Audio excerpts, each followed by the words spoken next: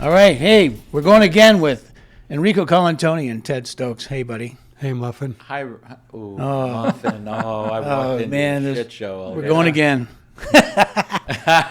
Thank you guys for coming down. This is going again. This is Look at incredible. that. I love that. Andrew's here too. Andrew's here. Yeah, Blair's here. Blair's over there. Yeah. We're all ready to go. Yeah. Hey, people don't know this, but we've been chatting for a good hour already. We should have. That's true. Taped all that. Oh well, we did. Got some of it in. Not really. That's funny. So hey guys, what have you been up to? Both of you, like, what have you been up to? Ted and I hang out. I mean, Ted means a lot to me because I don't know people who remember the show that we were all collectively on, called Flashpoint, big hit in Canada. Yes, sir. And I played Greg Parker, and Ted was the stand-in who knew everything. He was my go-to guy because we didn't always have the money to pay for Jimmy Bremner, who was like the actual ETF consultant. Right. And they wouldn't pay for him, but Ted was already there every day, so he became the biggest resource for me. And I mean, you know how I feel about you, Ted, but yeah. I couldn't have imagined having gone 5 seasons without him, because there wasn't a moment where we were just left to our own devices, and because we were going to look ridiculous without Jimmy.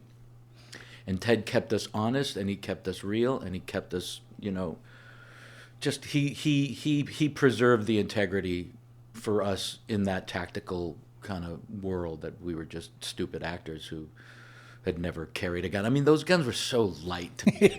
It looked like we were like, and then you actually carry a real one, and it's just like, what the fuck? Yeah. It's crazy. How do people do that? Yeah. Those they're like toys. It's a lot of work. It's funny because Rico means a lot to me because, you do shows, and I've done a lot of shows where 5 years here, 5 years there. Yeah. And they move on, and people move on, but we've always kept in touch. He's always sending hugs. But what the production didn't know is that I trained with Jimmy Bremner. Yeah. Martial arts. Yeah. Oh, wow. Before Flashpoint. So I knew Jimmy. Oh. And I got to train with some of the ETF guys on a crossover type thing, because when the Tonfas first came out in the East End of Toronto, I was the guy that was teaching them. Didn't they call them Menegnogs? Yeah, they didn't know what they were. But when there was a police precinct close by, so the karate school I was at, they would come over and say, look, we just got these things, and we just had 12 hours of training. Yeah. Right? And I said, okay, well, I'll show you how to hurt your elbow. 100%. Yeah. Do coppers still carry them? Not that I'm aware. I think most of them are... The straight billy. No. Oh, those things that expand. Like, yeah, the asp. The asp. Oh, yeah, those things are super dangerous. They're actually more violent. They do more damage than the Tonfas. Yeah, well, they're longer. You can swing them. Yeah. Apparently, they do more damage as far as controlling you. Right. I don't agree. Yeah. But that's me. Interesting. Mm-hmm. I think it depends on who's using it. Oh, definitely. A tool is only as good as the person that's swinging it. Yeah, my brother was a police officer for I remember that. 30 years, yeah. And he would come home. Swinging the top. He would just use it on me. It's just like, get out of here. It's funny because I would say to Rico the odd time, okay, has your brother seen the show? What's he think? Yeah. Because, you got to have, Sure. you want that input from the real guys, right? Yeah, totally. And yeah, I'd be interested in knowing what your brother thought of it. Yeah. He was the one who read the original script when they offered it to me. Okay. He said, this is really, really good, because that pilot episode was all about the Union Square shooting. Yeah. Rico, pull your... Oh, sorry. No, that's I'm so okay. sorry. Just a smidgen more. Yeah. That pilot episode was all about the Union shooting. Yeah. Where Tom Sharkey was the man. I mean, he was the guy who called the Scorpio call. Right, and a friend of ours, Gord Lusby. Yeah, he pulled the trigger. He pulled it. Yeah, I met him at the airport. It was really cool meeting him. But anyway, and I remember in the first couple of episodes, we were working hand in hand with ETF, and then the higher ups took the producers aside and said, "You guys are giving away too many inside tricks, and you got to pull back." And that's when the show sort of became a little more flashy and a 5-man crew are clearing a whole Yeah. arena. And that's when my brother started going, okay, all right, Things are changing. okay. I've said that many times to coppers. They ask what I've done, and I said I did the Flashpoint for 75 episodes of Flashpoint. Yeah. And I said, you know, Flashpoint, the true story of the Toronto Police Force. And they all go, Remember the first season you guys wore helmets? And Yeah. then the second year, they said nobody No could more tell the helmets. difference between Yeah. everybody. And No more helmets. What was that about? Not seeing our faces. Yeah, okay. the audience Yeah, couldn't tell. CBS. Yeah. Yeah, they just wanted to see our faces. But Parker was always smarter than the rest because it was wintertime and he'd be wearing a coat. And Huey would always be without, he'd be shaved head, freezing. Parker had that coat on. That's awesome. We used to make a joke about where in each episode there was a time where you would Parkerize somebody. Tell me more. You don't want to do this. Actually, it was more like this. Uh-oh. See, Ted remembers. I know everything. Ted has cadence. Hey, how you doing there? This is Sergeant Greg Parker. Yeah. Listen, we got a problem here, and I'm hoping you'll listen to me. That was Greg Parker. But I loved it when he says, "You don't want to do this," Yeah. and all the bad guys went. Oh, yeah. It never occurred to me. Maybe I don't want to do this. Why didn't I think of that? You're right. I am having a bad day. Yeah. I don't Wait a really want to minute. do this. It's so fun. How did you get the job? Like, we can't make this whole thing about Flash. The It's original, fun to know. the original pilot. Anne Marie was a fan of Veronica Mars. Okay. Didn't know I was Canadian, Okay. and so when she realized I was Canadian, she just offered it. But Parker was just supposed to be a guy in the office. Oh, The original pilot, when we shot it the first time, it was just like, it looked like it was going to be, a couple of episodes. You hadn't really seen him. And then when they sold it to CBS, they said, no, he needs to be around. So Yeah. Well, you're the one that came out when Huey was on the top of that building with the sniper. yeah, The guy. first was- episode, yeah, yeah. First episode. Yeah. So when we went back and reshot the pilot, because they had made a lot of changes, and Gabe Hogan was one of the original guys and didn't come back, and we had a whole squad. We had more guys in the pilot. It made more sense. So we had a real team of like 7 or 8 guys. But then they just couldn't write for everybody. But it was.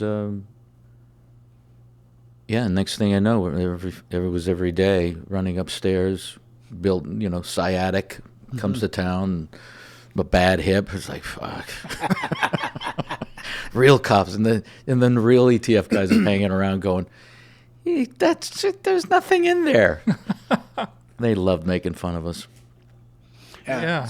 It was a great experience. I'm proud to have been. a part of it. Yeah. It was a great experience all around. Yeah, for real. The true story is, I'll leave it with this one, and then you guys move on if you want, though. A lot of people don't know that when they had the Eaton Center shooting and the kid was shot, yeah. that the sister, because of something she had seen on Flashpoint to save a life, she used what she learned watching the show Whoa. to save her brother's life. And then they actually had those kids or the family come to the set of Flashpoint to meet the cast. Yeah. And the young lady said, they asked her, well, why did you do that? And she said, well, I watched Flashpoint and I saw an episode on how to compress a wound, and that's what I did. And it No saved way. his life. And that's a Yeah. true story. Yeah. That's awesome. CTV did a whole thing on that. Yeah. It was a wonderful moment. Yeah. Yeah. I remember I was on the street once, and I noticed this lady hovering. And I'm friendly. I went over and I introduced myself and said, "What's going on?" This is the TV series Flashpoint. And she had come up from the States. She had 2 weeks off on holidays. And she came up. Do you guys know this? Yeah. Go on. Go on. Oh, it may not be the same person. Yeah. Oh, it is. Oh, okay. Anyway, so I walked her across the street and I introduced you to all you guys in the tent. She was thrilled. So tell me your part. Oh, that's a That's different, one, That's yeah. a different one. Oh, I had so much better things to say. That's a good one. Yeah, That's but a good one. is yours the Italian one? I don't think she was Italian. Okay, because there was a lady who came over from Italy. Oh, no, this lady was up from like Wisconsin. Okay, But well- she was a super fan and Yeah. she was thrilled. She was literally walking the streets downtown Toronto Looking. for a TV show that was Oh, Flashpoint. I know which one you're talking about. The one from Buffalo. Was that where she And her from? name was Bethany. Well, all right. What is wrong with you? He's like a savant. Yeah, yeah. And when she went back to Buffalo, she started taking martial arts because of the conversation she had with you. No way. Ted, what the who are You you? clearly kept up with Just her. a second. Yeah. What did I do on my 4th day on the show? Just give me a minute. But the other person we were talking about, I'm not going to bring it up unless Rico. Yeah, no. She was a little intense as a fan, Okay. and then Ted knew about it and said she's across the street right now. Uh-oh. I go, all right, let's just go get this over with, and walked across the street and shook her hand, and she was like Yeah. shaken, and that was it. That's all she needed, and then she hasn't bothered me since. So it was a good moment of Oh, wow. just confront what could be a dangerous situation or an Yeah. awkward situation, and just say hello. Did you say you don't want to do this? Just a second. You stole my joke. Yeah, I had a feeling it was coming. We all want to go home. Just want to go home. Yeah, because look, I'm just going to talk about it a little bit more because what No, we still should. moves It's me huge. about the show is coppers just would come up to me randomly, show me their badge, and say, "Thank you." Now, tactically, you're right. It was just it was Hollywood, but the emotional value we brought to their job, that's what they appreciated. That it was a love letter to them. Absolutely. And how and how easily they're vilified, how easily they're blamed for doing their job. And I'm still working with a lot of those guys, deal with their occupational health stuff and just first responders in general, and the work they do and how underappreciated they are. Right. Unfortunately, we lost a man in blue, well, 2 of them in Ontario, but recently with an ETF guy. Yeah. And so, of course, now everybody's coming up and saying everything they're supposed to be saying, but what does it take? Does it take to lose one to remember what they do and 100%. what they do every day? So when they would come up and just say thank you, that meant everything to me. That meant the I've world. not really heard anyone come at it with this angle before, actually. A lot of people do come on the podcast and they say, oh, the show, like if it's a doctor, oh, the Grey's Anatomy, oh my God. If they're a firefighter, oh my God, this firefighter show, ugh. It's not real, but this is an interesting take. Yeah. Wow. Because we were trying to do something with that show. Mark and Stephanie, who created it, it was still science fiction what we were trying to do. An organization that actually wanted to hear you and talk first, shoot last. But what we tried to do really hit home for a lot of these guys because that's what brought them Into it. The care, the compassion that they had for their city and what they wanted to do. Absolutely.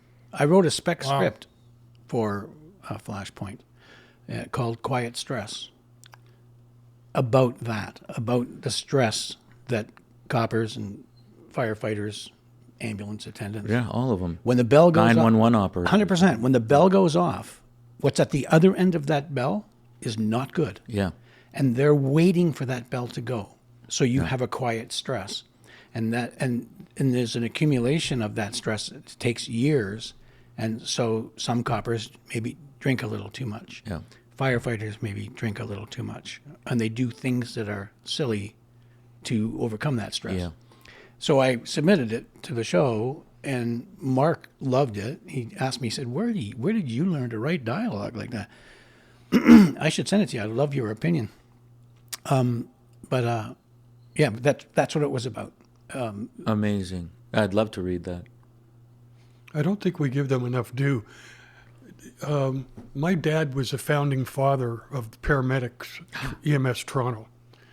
And my twin brother was a paramedic who got bit by a violent patient and wound up dying with the alphabet hepatitis ABC. Wow. Oh My my cousin God. was a paramedic, and we don't. And if you sit around with them and their humor is really messed up, Yeah, totally. you know. Like one time, my brother told me. I'll tell you a quick story. He says he gets to this place, and there's a guy, and he's dead. And him and his partner are looking and go, "What are we going to do? Guys like this, doors this wide." My brother said, "Push hard." Totally. And I said, "Are you serious?" He said, "Well, How else do we Yeah. do what are you going to do?" Yeah, we all know God. we all know guys in the business that Yeah, were paramedics and right. firefighters and coppers, and the dark humor. And we had a stunt performer that was a paramedic that worked for my dad, Ty Cody, Yeah. who was a helicopter guy, God rest him. right? You know, so yeah, the pressure those guys have. One of my favorite episodes of Flashpoint, for the mental side of it, was I think it was called The Barn Yeah, haunting With- the barn. with Ron Lay. Yeah, with Ron Lee. Yeah, Ron haunting Lee. the barn. Yeah. Yeah, You're amazing. I've got my moments. Okay, so was that on a farm, and we shot actually in a barn? They actually called the office of the SRU the Barn. Okay. Oh, Why didn't I know that? Interesting. Or maybe I didn't. I forgot. Yeah. yeah. Do we know why that is? Because there was security doors that would shut down if anything ever happened and then close it. And that's the way I understood it. So they would say, "This Okay. is the barn." You're amazing. Yeah, interesting. Yeah, my mom tells me that all the time. Yeah, I bet. Yeah, and Ron locks himself up in the Yeah. conference room. And him and Ed Hughes' character, Right. have a huge, Yeah, now I remember it now. yeah, Wow. kind of cool. So Rico, how often do you have a stand-in that's helping you out with guns and things like that? I'm doing a show called Allegiance now on CBC, where pretty much a procedural. I play a police officer in a uniform, and we've got a good guy there. Whenever because we don't have the tactical stuff that. Right. So there's always somebody when you need them. But Ted was more than that. Ted, I don't know. Like he says, it's like we pretend to fight. He fights for real. You know, Right. He's smart. He's street smart. He's smart. And so just having him around and with his experience, because I am the carpetbagger here.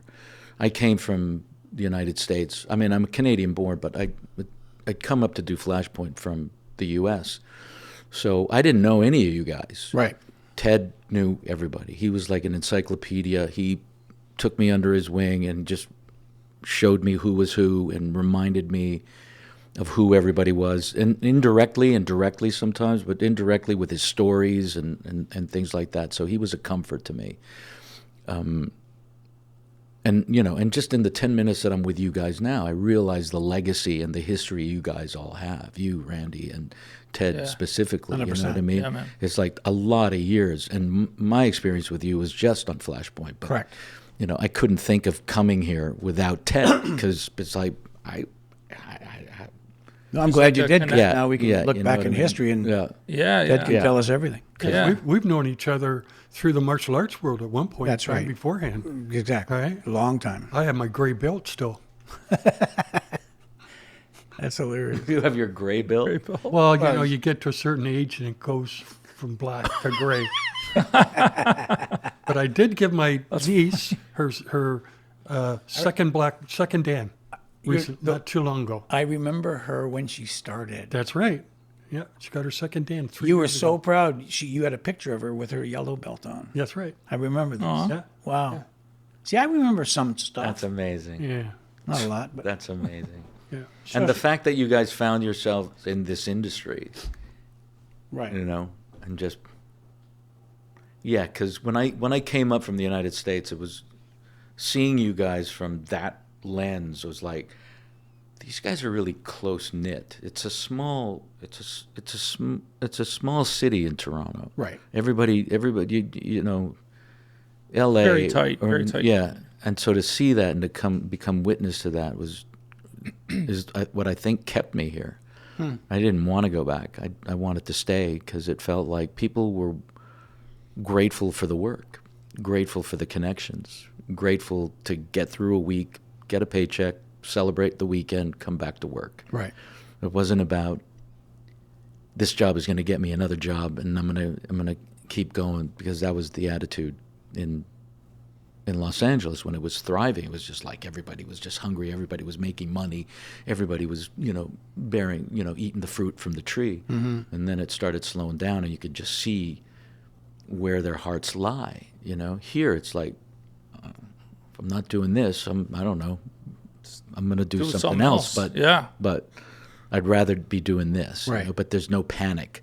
There's no sense of panic because everybody's here with good intention. I mean, it's just wonderful. It's just wonderful to have met almost everybody on Flashpoint that was that was there for the right reasons, you know. That's great. Yeah. So where do you live now? I'm back in Toronto. Oh, you're in Toronto. Yeah. I mean, I'm a dual citizen, so Right. I come and go, but home base is Toronto. Okay. Yeah. Well, what sent you from Canada to the United States? School? Yeah. School. Okay. Yeah. Where'd you go to school? I went to New York. I went to the American Academy of Dramatic Arts. And then I went to the Yale School of Drama That's big shit, Wow. folks. Jesus. Yeah. Yeah. because it seemed like nobody was working if you didn't go to Juilliard or Yale or NYU. So I said, oh, fuck it, I'm going to go to NYU. Got in. And then I got out when I was 30 years old and just been working ever since. Nice. Yeah, and you were on a very big sitcom. Yeah. You remember Just that? Shoot Me. You remember that? Yes, I do. I remember watching. Did I you used to come be a home- David did you Spade co- fan. Used to be? Well, I still am. Oh, that's Life's great. a Garden, Dig It. Yeah, I'm a big David Spade fan. Life's a garden, dig it. That's He from, said that? That's from Joe Dirt. Oh, nice. Yeah. Yeah. I just saw him do his stand-up. He was up there in, what's that casino just north of the city? Oh, Rama. Oh, okay. Yeah, Rama. He was at Rama. He was Right. at Rama just a couple months ago. Yeah, you got a question? Ask Ted. Yeah. He's got the answer. It's funny when you say Rama. That was quick. How my mind I'm learning. That was quick. We were shooting and I can't remember where it was, and this big ass bus shows up, and Rico says, "Can you go? My friend's going to be here soon." And Whoopi Goldberg walks out of the bus. Oh my God. Right? So I said to Rico, you know, I've worked with a lot of stars, and I very seldom do I ask for a picture. And he said, oh, I'll get Whoopi, will give you, she'll have a picture with you, right? And she put her hand on my ass. Oh yeah, nice. She said, that'll get you to smile. And she Right on. hopped back in the bus. Yeah. You guys went out, I think, Yeah. that night to see her in Yeah, Rama. she did her Rama. That was the only 2 times I've been to Rama. Yeah, to Yeah. see Whoopi and to see. She was a really nice Right on, lady. man. She was a nice lady. Right on. That was funny. That's awesome. And she didn't hurt when she pinched her. Did you return? That's funny. You know, I was that close. And I thought, how is this going to go? Yeah, One way or another, right? I funny. can't remember if she had a big bouncer. I don't think she needed one at that time. I don't know who was driving that bus back then, but It was yeah. a huge bus. Yeah. She didn't like to fly. Yeah. Okay. Yeah. She's flying now, though. Oh, Yeah, because she's spending a lot of time in Italy, so she's got to fly Oh, now. good for her. Yeah. Okay. Good for a nice lady. I like Yeah. her. Yeah, but you remember that show? What was that? Yeah, I just like I was young, I guess. You know, You'd come home and it would be on syndication. But and yeah, stuff. we were just like obsessed with sitcoms. We were watching Yeah. everything that was Yeah. on. Really. That was the last. That was the last time the sitcoms were a thing. I Yeah. hope they come back because they were. Yeah. They're. It's unfortunate that they're not around as much as they used to be. Well, speaking of sitcoms, did you not just do a play with Jason Alexander? As the director. How do you know that, Randy? I told him. Well, it's No. all over you. No, I. Yeah, we were in Chicago. Jason directed it. Right. It was a 3-hander at the Chicago Shakespeare Theater. And, you know, you got to do it. You got to feed the things that got you here, you know. And, 100%. And doing a play. Well, now it's the last time I did a Broadway show 4 years ago. So you just have to go Wow. back and water that plant and remind myself why I want to do this in the first place. Right. Because the business isn't as forgiving as theater. You know? Oh, really? Well, because theater to me doesn't seem so forgiving. There's an audience there that understands what you're doing. Okay. And it doesn't matter, the business side of it, if it's making money or not. There's an appreciation and there's an aliveness. It's the actor's medium, Andrew. Sure.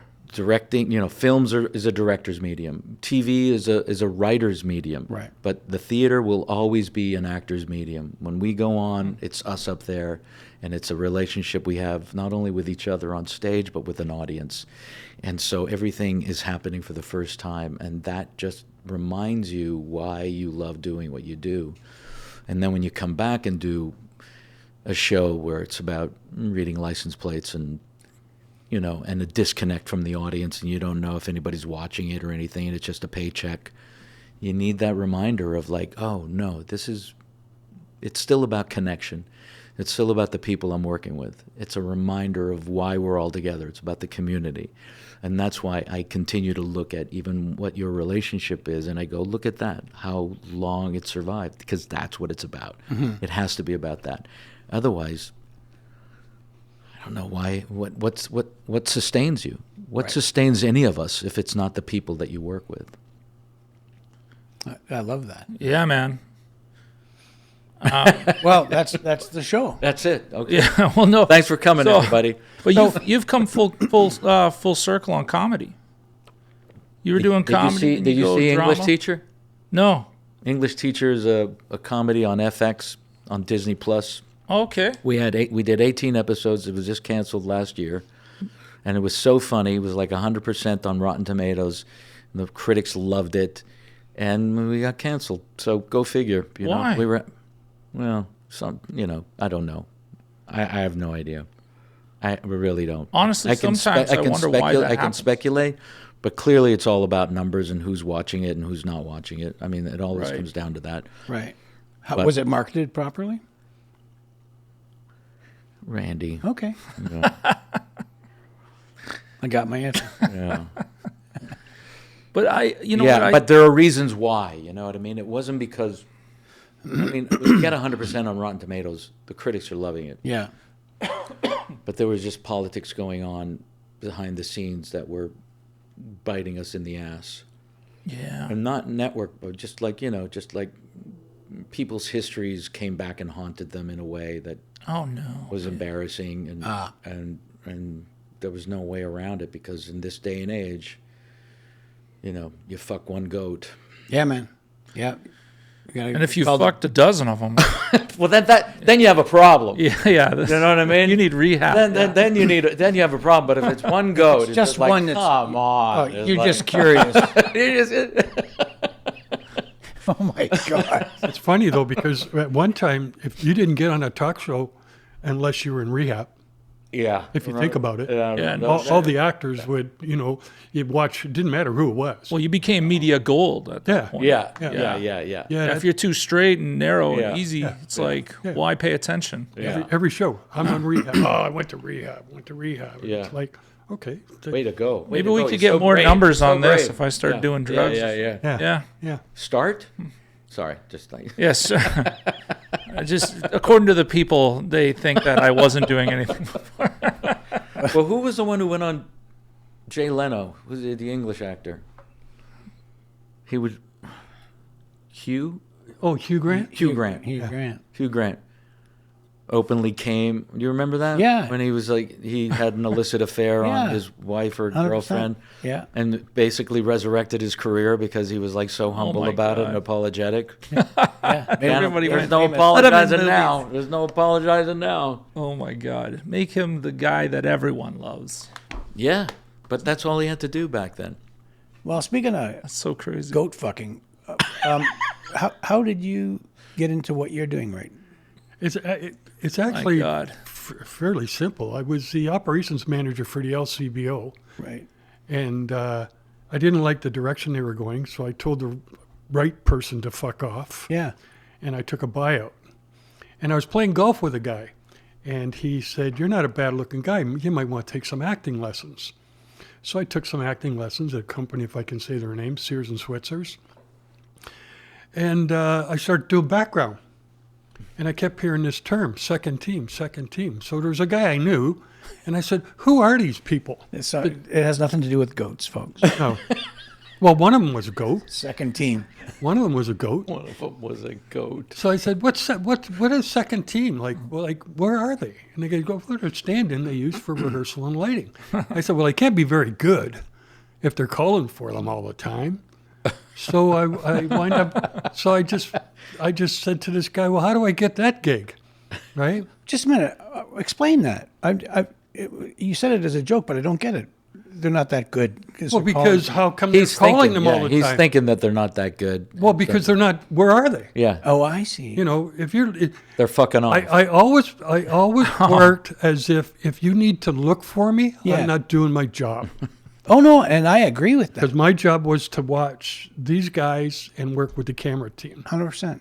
right? And then I could do the other bullshit on it as I wanted. A lot of people, and I don't toot my own horn that often, but my career gave me 50 acting credits and 15 stunt credits. Yeah. And Speaking of that, please update your IMDb. no, I refuse to. I refuse to Yeah. pay for IMDb. I noticed that. Yeah. I refuse to pay it. I refuse. What do I need it for? You don't have to pay for IMDb. Well, I got no time for it. I don't care. I'll do People know who I am. You can do it. Go ahead. Be my guest. I don't know. Was there a Yeah. password or something? I don't know. Yeah, I got a password. He'll send it to you. I can never be. But it's funny because there was a director producer that they wanted to give me an acting role, and he asked for my resume, Right. and I asked him, "Do you want my 1-page or my 5-page acting role resume?" Right. And he looked at me like he couldn't believe me. Right. He just said, "No, I don't know what you're talking about." So I brought in the 5-pager and said, like, "You want me to say freeze, don't move? I can do that." Try it. And I actually said to him, "I really don't care if you give me the job." Yeah. You know, I didn't get fired. Awesome. Yeah. But I was protected by a certain actor, a couple. Yeah.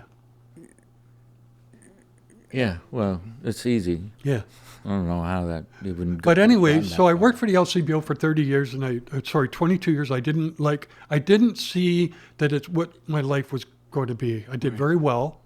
I had a good career, and I started in, and my first credit was on CBC. I got lucky. You know, when you're being auditioned or they ask you a question, they say, do you do Tai Chi? We just had this conversation today. And I go, "No problem." I do Tai Chi. Why? Well, we're looking for a Tai Chi guy to teach the actor on camera as if he's in a Tai Chi club. And I Right. said, "Well, I'm a martial artist, Yeah. but I also do Tai Chi."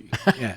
So I went to the library and I got a Tai Chi book. no, VHS. I didn't Oh, want to mess wow. around. And I watched the guy do his thing. Now, for those that are listening, a VHS is a Yeah, for you youngins out there. And I watched it, and then I phoned a friend who does Tai Chi, and I said, "I'm watching this thing." And he said, "Just do it a lot slower." And I went there, and I did the audition in front of some Tai Chi master, and he said, "You're lying, but you're pretty good." That's hilarious. That's hilarious. Oh And my I got my God. first credit with ACTRA. What was the show? It was a legal show. It was a show. Street Legal? I believe it was. No, it wasn't Street Legal. It was after that. And I'd have to think about it for a second. No worries. Yeah. He'll come up with it. And my second He'll credit, come yeah. up with it. Just give him a second. it's funny, I don't know if you're interested in this stuff, but my second credit really, was, they said, "You can go up and talk to this guy and you got to talk him out of shooting somebody." And I said, "I can't talk. What's the dialogue?" He said, No. We just want you to feed the guy something and just give us a hand because the guy that's acting didn't show up. Okay. So I show up, the guy opens the front door and I go, "Look, I don't know, what's going on here, but you need to do this, do that." And he goes, "I just want to let you know, I mic'd in my hair. You just got upgraded." Oh, good. What show was that? Nice. That one was. See, if it was on IMDb, I could look it up. I know, but it was like so many years ago, that one. I like It's that. all good. I like that guy too. He was a good actor. That's a good one. Yeah, That's that's a true good story. one. True story.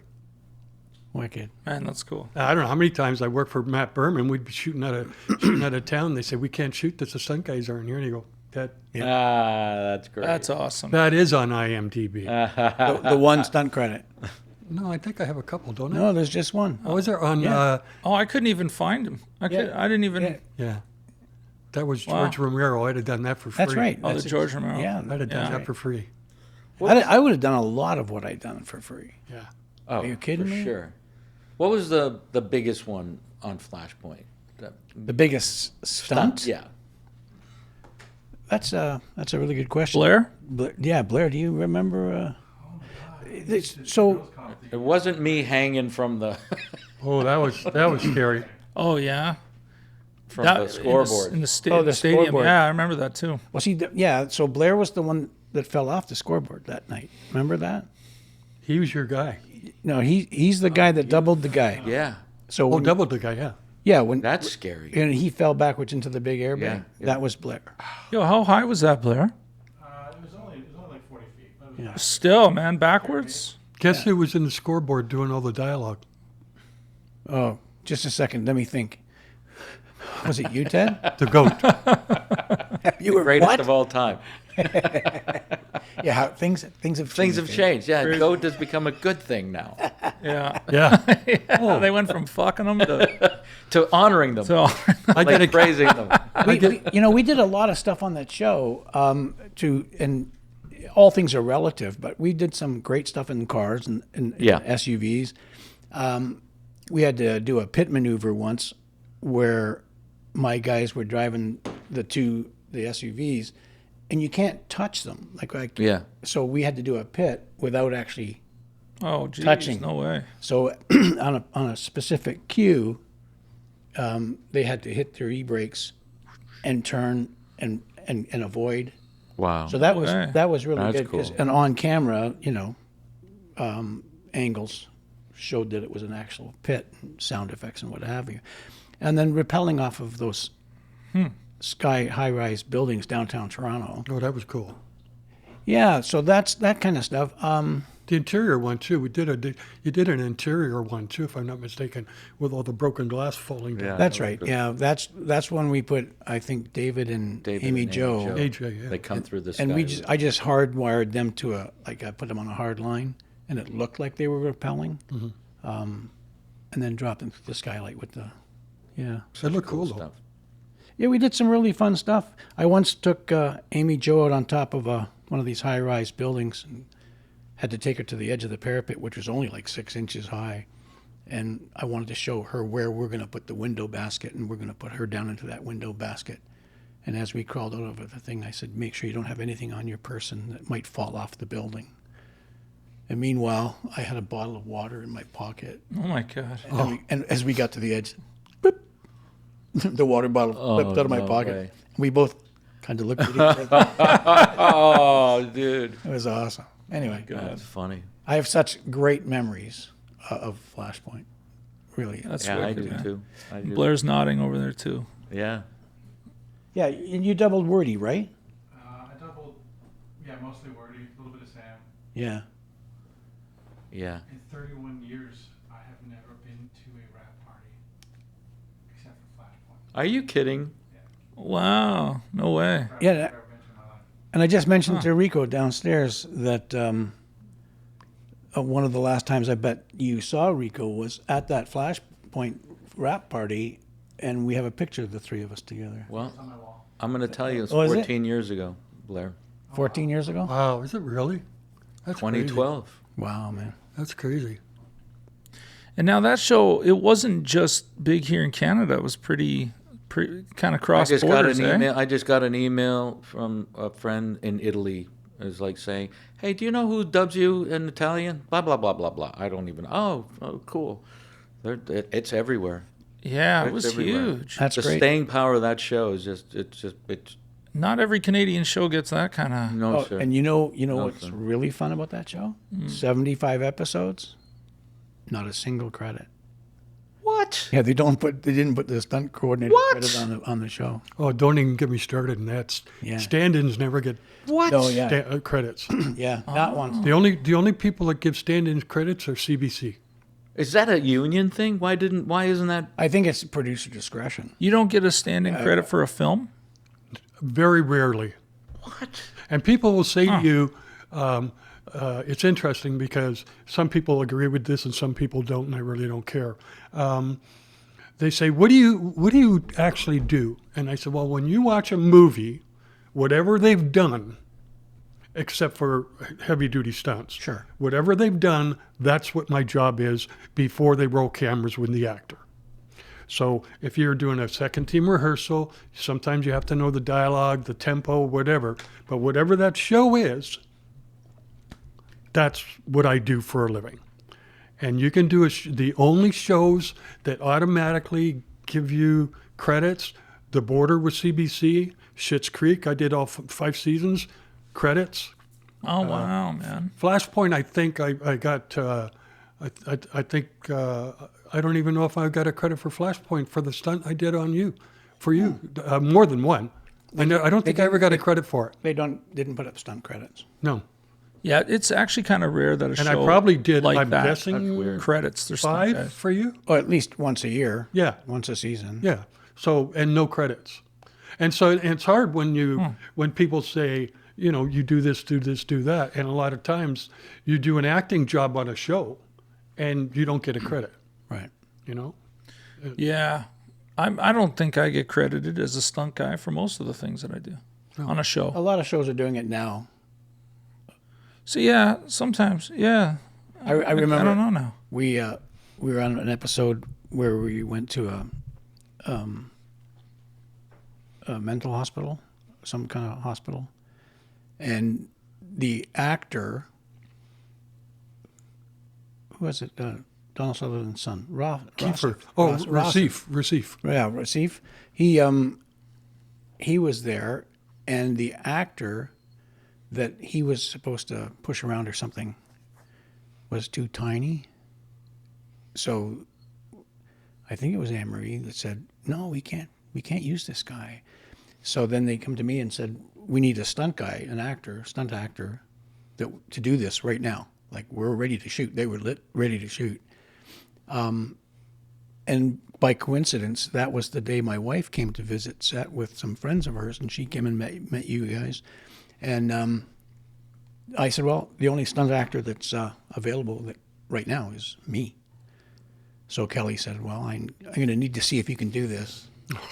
So I took him into a room, and I walked towards him, and I pressed him against the wall with my chest and raged on him. And he goes, oh, okay, well, you can do that. Yeah.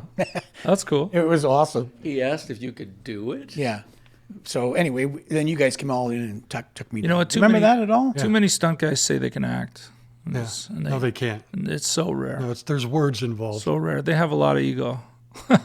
Can I tell you a good Racif story? Yeah. Okay, so I work with him quite often. So I get a phone call, and it's, Ted, they want you to stand in on this show. The actor knows you. I said, oh, yeah, who is it? And they go, Donald Sutherland. Yeah. And I go, guys, I don't know Donald Sutherland. I never met him. So they said, no, he wants you. So I get there and I introduce myself to him, Mr. Sutherland. I'm Ted Stokes. And he said, yeah. And I said, I've never worked with you before. You worked with my son, Racif. Yeah. He gave me your name. That's good enough for me. Awesome. Wow. And then he's talking to me, and I was telling him about that episode.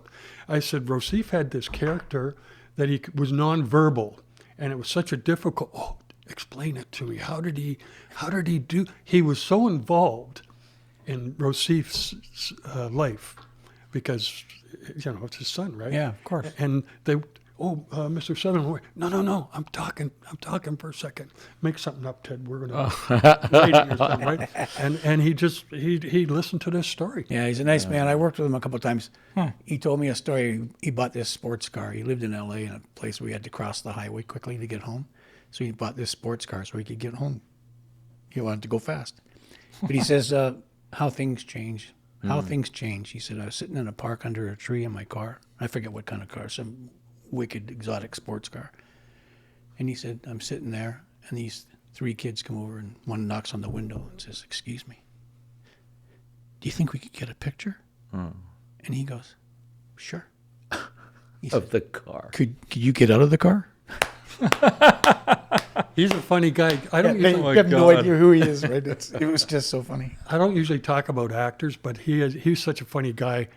I did a movie with him, and he said, I said, Donald, how do what do you do? Like, he said, well, it's simple. I'm known as a difficult actor, but only by producers. So every time they bug me, I ask for something stupid. And I go, what do you mean? He said, well, my trailer, I want facing a certain way, and I have to have a certain amount of oranges in a certain color bowl. And then the next day, if they come up and act, to bug me, I'll ask for something else. And eventually they'll figure it out that if they just leave me alone, it's him and Susan Sarandon. And it was so funny. He was so serious about it. He said, I got this business. I'll just keep asking for stupid shit. And I guess he got it when he asked for it. I'm sure he funny. did. Yeah. I don't need to know that. Yeah.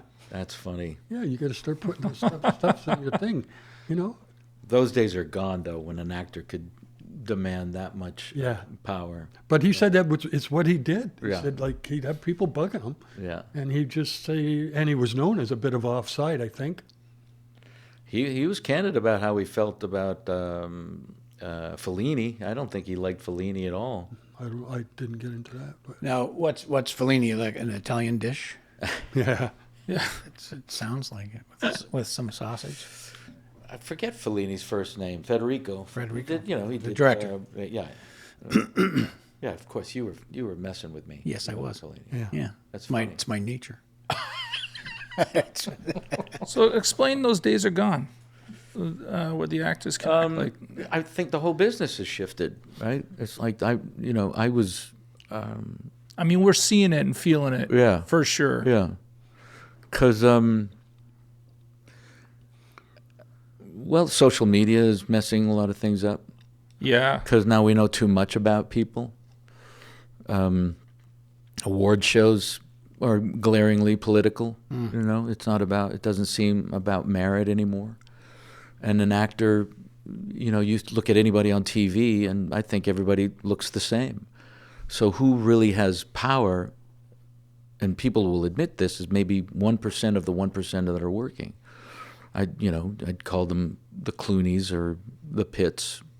Sure. You know what I mean? So they still have a certain amount of power, but everybody else is just looking for work. They kind of seem like they're standing on an edge where everybody's looking for a way to take that power away from them, though, eh?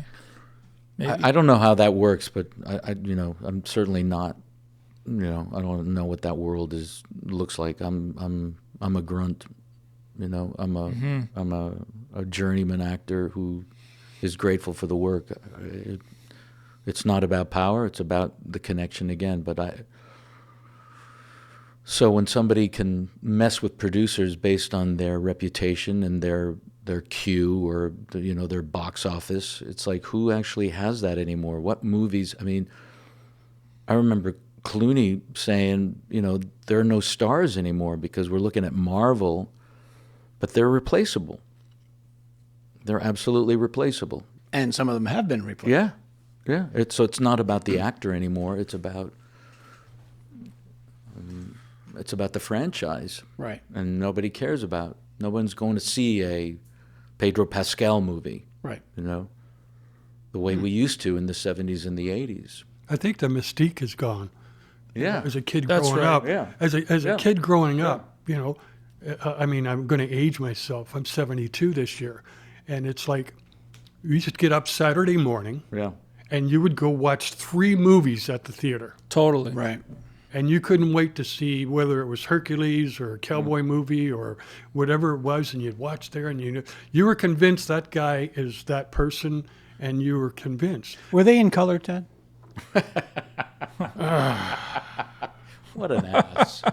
What an ass. Well, vivid color in the late 60s. But yes. Okay, awesome. But, you'd watch the Vincent Price stuff and all those Sure. guys, that, and you whatever you enjoyed as a kid. Well, I say now too that we used to go to the movies and we watch something like Saving Private Ryan, Yeah. big beautiful war movie, and you get a little bit of an education or something through it, or you think now a little bit of something about that moment in time. But nowadays you can hop on X or YouTube or Instagram and you can just watch war. Yeah. You can literally watch war. Yeah, real so stuff. what's the point of me going to watch the fake one in the movie theater if I can watch 2 hours of guys having a gunfight in the Middle East? When's the last time you went to the movies? Actually, I went for the first time in about 3 years, just 2-3 weeks ago, to watch the latest Mortal Kombat. It was terrible, but Randy? I was hopeful. The last time you went to a movie? In a theater, Yeah. That's my answer. yeah, no. That's it, yeah. I absolutely understand this conversation, but is it an age thing? Because when I was a kid, you couldn't get me out of a theater. Yep. Yeah, but we used to see movies all the time. Yeah. As a family or whatever. The choices weren't there. That's what, The choices weren't there. right. Now everything is. But see, that's what I mean. The mystery is gone. Yeah. We know too much about what The Rock is. Dwayne Totally. Johnson is eating. You know what I mean? Right. Yeah. You know what I mean? It's like there would.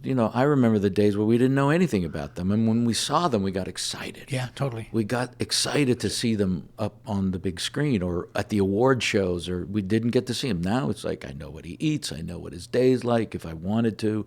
I know if he's fishing. I know. It's just like, it's become so saturated with information and details. It's just like all the mystery's gone. It's like, why go to the movies? Why rush to the movies unless it's that? Unless it's Marvel movies, and which are getting more and more diluted, and I don't know how. Big time. Big time. I've never seen one. Yeah, it's crazy. I don't go to Marvel movies. I don't see them. I don't see them when they come on television. If in fact they do, I don't even know. Why? Why is that? I'm not that. I'm more of a story guy. I just want you to tell me a really good story. I'm a fan of the movies of the '40s, and I just Yeah, we grew up watching romantic comedies, not action movies. I love necessarily. romantic comedies. I'm not a big action movie fan. Being a stunt guy, I could care less about blowing something up and flipping a car. And I was never a comic book person. I would read other things, but not that. So I've never found Marvel movies. But they're also oversaturated because each superhero's doing the same moves as the next guy. They all learn the exact same thing as the last movie. The way Iron Man lands versus the way Ant-Man lands on the ground. They're exactly the same, and you just go, I'd rather watch Shawshank Redemption for the 211th time. yeah. I'd rather watch Lawrence of Arabia. Oh, well, yeah. I'd rather watch something with the. Or I substance. put on old sitcoms, man. That's all I do. It's funny you say that because I've actually really started watching a lot of older movies, black and white movies, whether they're old Abbott and Costello or Does it bring back memory? whatever. A lot. Holy fuck. A lot. Because as a kid, that's all we watched. Leave him alone, Randy. No, he didn't bother me. I know, but he's not picking on me enough. Well, we can. He won't throw me a punch. He's been laying punches on you all day. He feels sorry for me. You only tease people you love. If you didn't love them, you would just be indifferent and not care. Yeah. Notice nobody ever teases Blair. Yeah. Well, you forget Blair's Blair's there. been the brunt of this joke like 50 times. Oh my God. Poor Blair. Poor Blair. That's hilarious. No, those are good reasons. Those are good reasons, and it. I hope we get back to that. I hope we get back to a sitcom era and a story-based era. I think we have to, because when certain legislation is restricting social media up into a certain age, when people are talking about that, I think those are good changes. I think get us back out in the Yeah. playground and get us back excited about going to the movies. Not Do you think that's why people go to the plays? They go to Broadway. 100%. There's no so I've never personally in my life ever been to New York, and I've never been to a Broadway play. I've been to live theater, and I love it, but I've never seen an explosion. I've never seen a car go flying across the screen, across Across the stage. So you just opened up. And I let him get off it. I let him get over it. Car flying over the stage. Wouldn't that be wild? Jesus. Well, there's- Spider-Man tried there's a to world do for that. that. I mean, Spider-Man tried to do some crazy things. The musical, the U2 musical, Yeah, but that didn't last. No, you're talking about I wanna the themes, real Yeah. life themes and relationships and Yeah. a real story. I want to see performance. I Yeah. want to see acting. And even a musical is much more exciting. 'Cause I love it's- musicals. Yeah. What people are forgetting is that the reason theater continues to thrive and books, reading books, is because in the end, it's the story is what Yeah. continues, along. It's the timelessness of a story, and we sit here and talk stories, and that's what people are interested in. I agree. I've been to a lot of plays. Marie and I usually go down to Niagara on the Lake. We've never done Oh, you do the Stratford. Shaw? And we do, yeah. And well, not only do we do the Shaw, but we do the Courthouse too. Oh. We usually do two. And I've never gone to a play as opposed to a movie where my brain, when you work in the film industry, you start looking at the corners of the screen. Yeah. Because the movie lost you within 15 minutes. Yeah. Yeah, exactly. And then Maria will go, shut up. Yeah. Yeah. Yeah. And you're watching a theater of live, and the people and stuff like that. And especially like Stratford has groups, like troops, I guess they're called, right? So they'll do multiple different kinds of plays. But you sit there and the lights go out and tell a story. Yeah. No, totally. Tell a That's story. it. And your muscle memory is different in a live. I'll bet you remember viscerally every one of those plays that you've been in.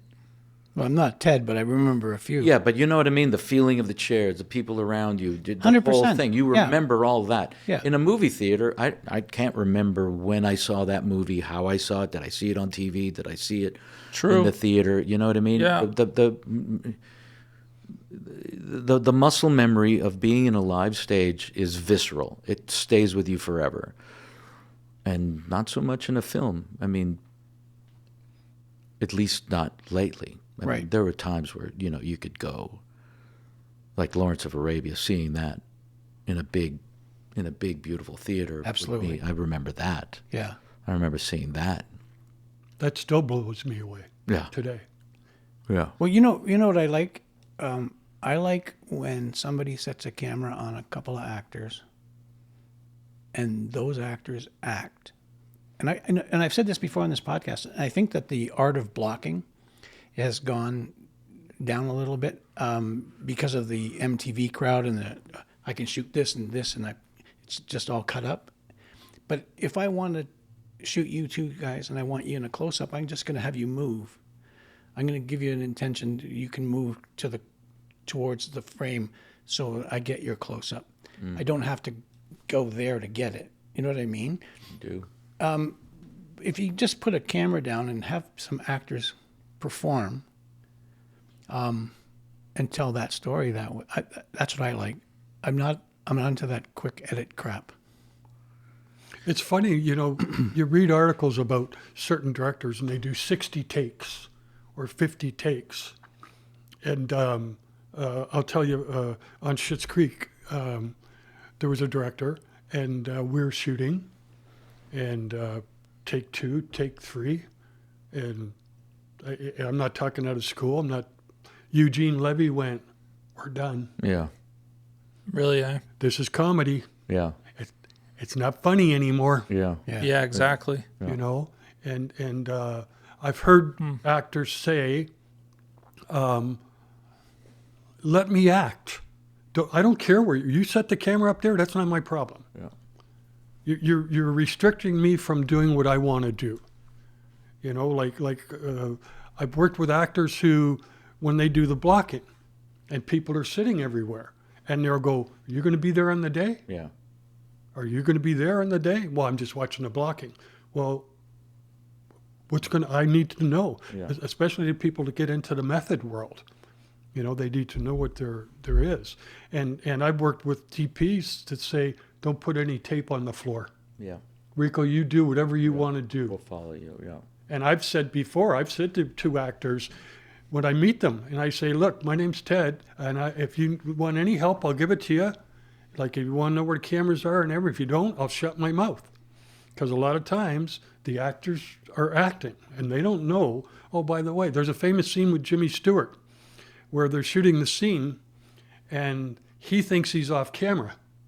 Oh, He finishes his dialogue, and as he goes by, he goes, "I didn't know you were coming this way."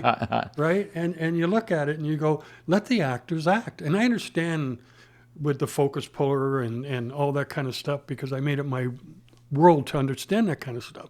But sometimes it's like you get there to blocking and you go, well, we want you to do this because the camera's there and it's going to be quicker. So what you're telling me is you don't want me to act. interesting. And as an actor, I always wonder, like, that's got to be hard. You know, like you're going in, okay, we got 12 pages of dialogue today. Well, I just did a show the other day. They had 3 pages of dialogue. Like, so are we a dialogue factory? Talking heads? Well, I think there's a difference between television and features, and some of the stuff you have to pump out. But No, but I understand why you like the movies from the 40s. It was all happening in real time. I mean, yeah, there was no coverage except that one close-up Yeah. where it meant something. Yeah. A close-up meant something. or of the gun in the drawer. Yeah. But that literally is the brilliance of that time.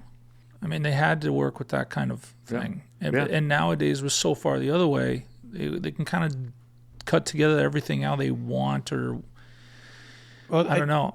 I also find that, there used to be a time when directors weren't looking at their phones, and actors weren't looking at their phones, and they weren't escaping a moment in what they're doing today. They never had a monitor. To speak to their wife Yeah, for they a didn't- second, yeah. or their friend, or look at Facebook. And now, of course, there's that distraction, and I think that minds aren't on it the way it used to be, and everything's quicker, speedier, stuff everything in a lot less time. If you take Does a that look make at sense? Well, I'll tell you how much it makes sense. Because the younger they are, the more consumed they are with what they look like on social media and not Yeah, exactly. lines, that's interesting. not, and then they show up in front of a camera and it's like they're not making choices.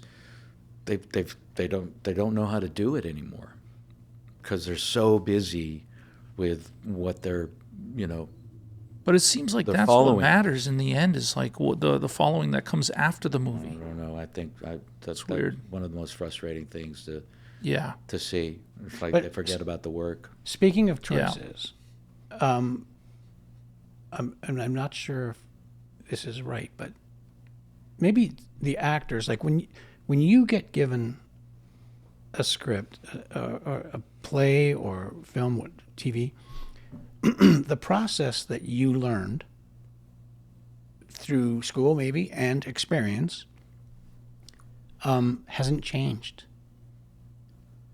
I don't think, and you can correct me if I'm wrong. Yeah. So the choices you make based on what you're doing in your heart and in your head, that has remained basically the same unless it changes based on something else you learn. And those are the choices. But what I'm getting at is today, like, I've done a lot of reading over the years of making films, and you get an editor will take a piece of film, like an actual film, on their Steenbeck or whatever they're editing on, and before they make a cut, they think about it. And it could take 3 days to think about that cut, one cut. And today, I can sit I have an editing suite. I can sit, as Blair does as well, and I can go, no, yep, no, No. yep. Yeah.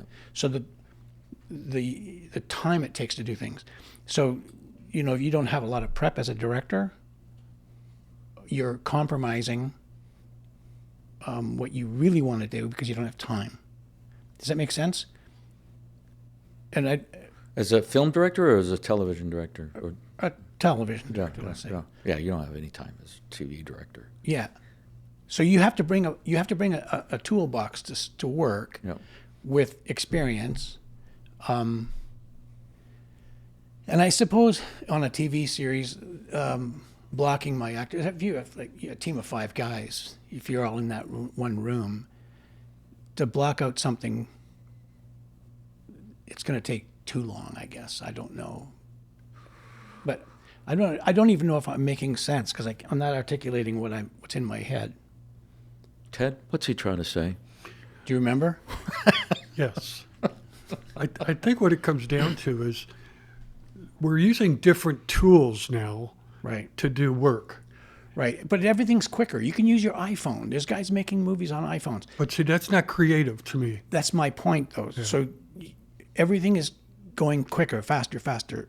The directing's faster. The shooting's faster. Remember, we used to, okay, the mag is empty. We have to load. Yeah. Some of the crew would go out and have a cigarette because there's time. Yeah. Well, you used to have an imagination and you had to look for an answer. Now you don't have to use your imagination because the answers are all right there.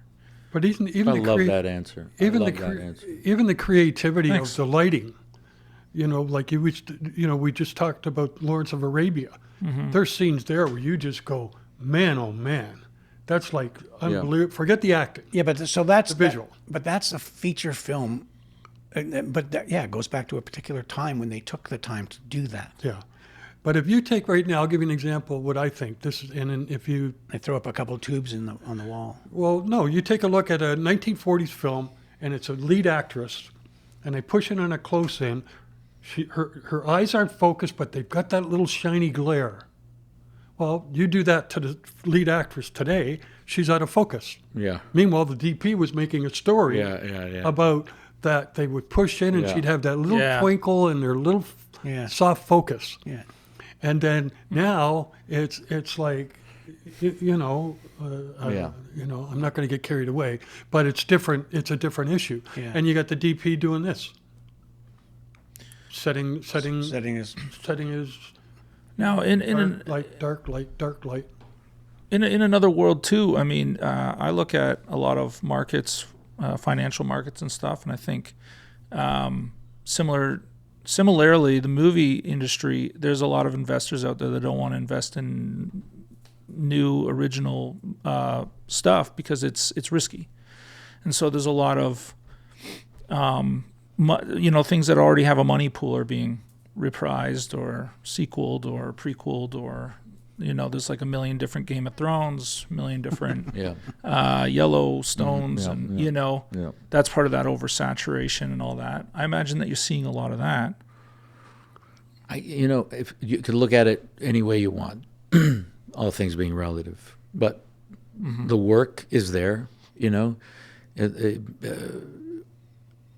At least somebody's working. But at the same time, if we're talking about the imagination and we're talking about what's more creative, then we're moving away from that. Unless you're watching some independent film with some cool director who's going off the walls and it's interesting, but where's the story? right.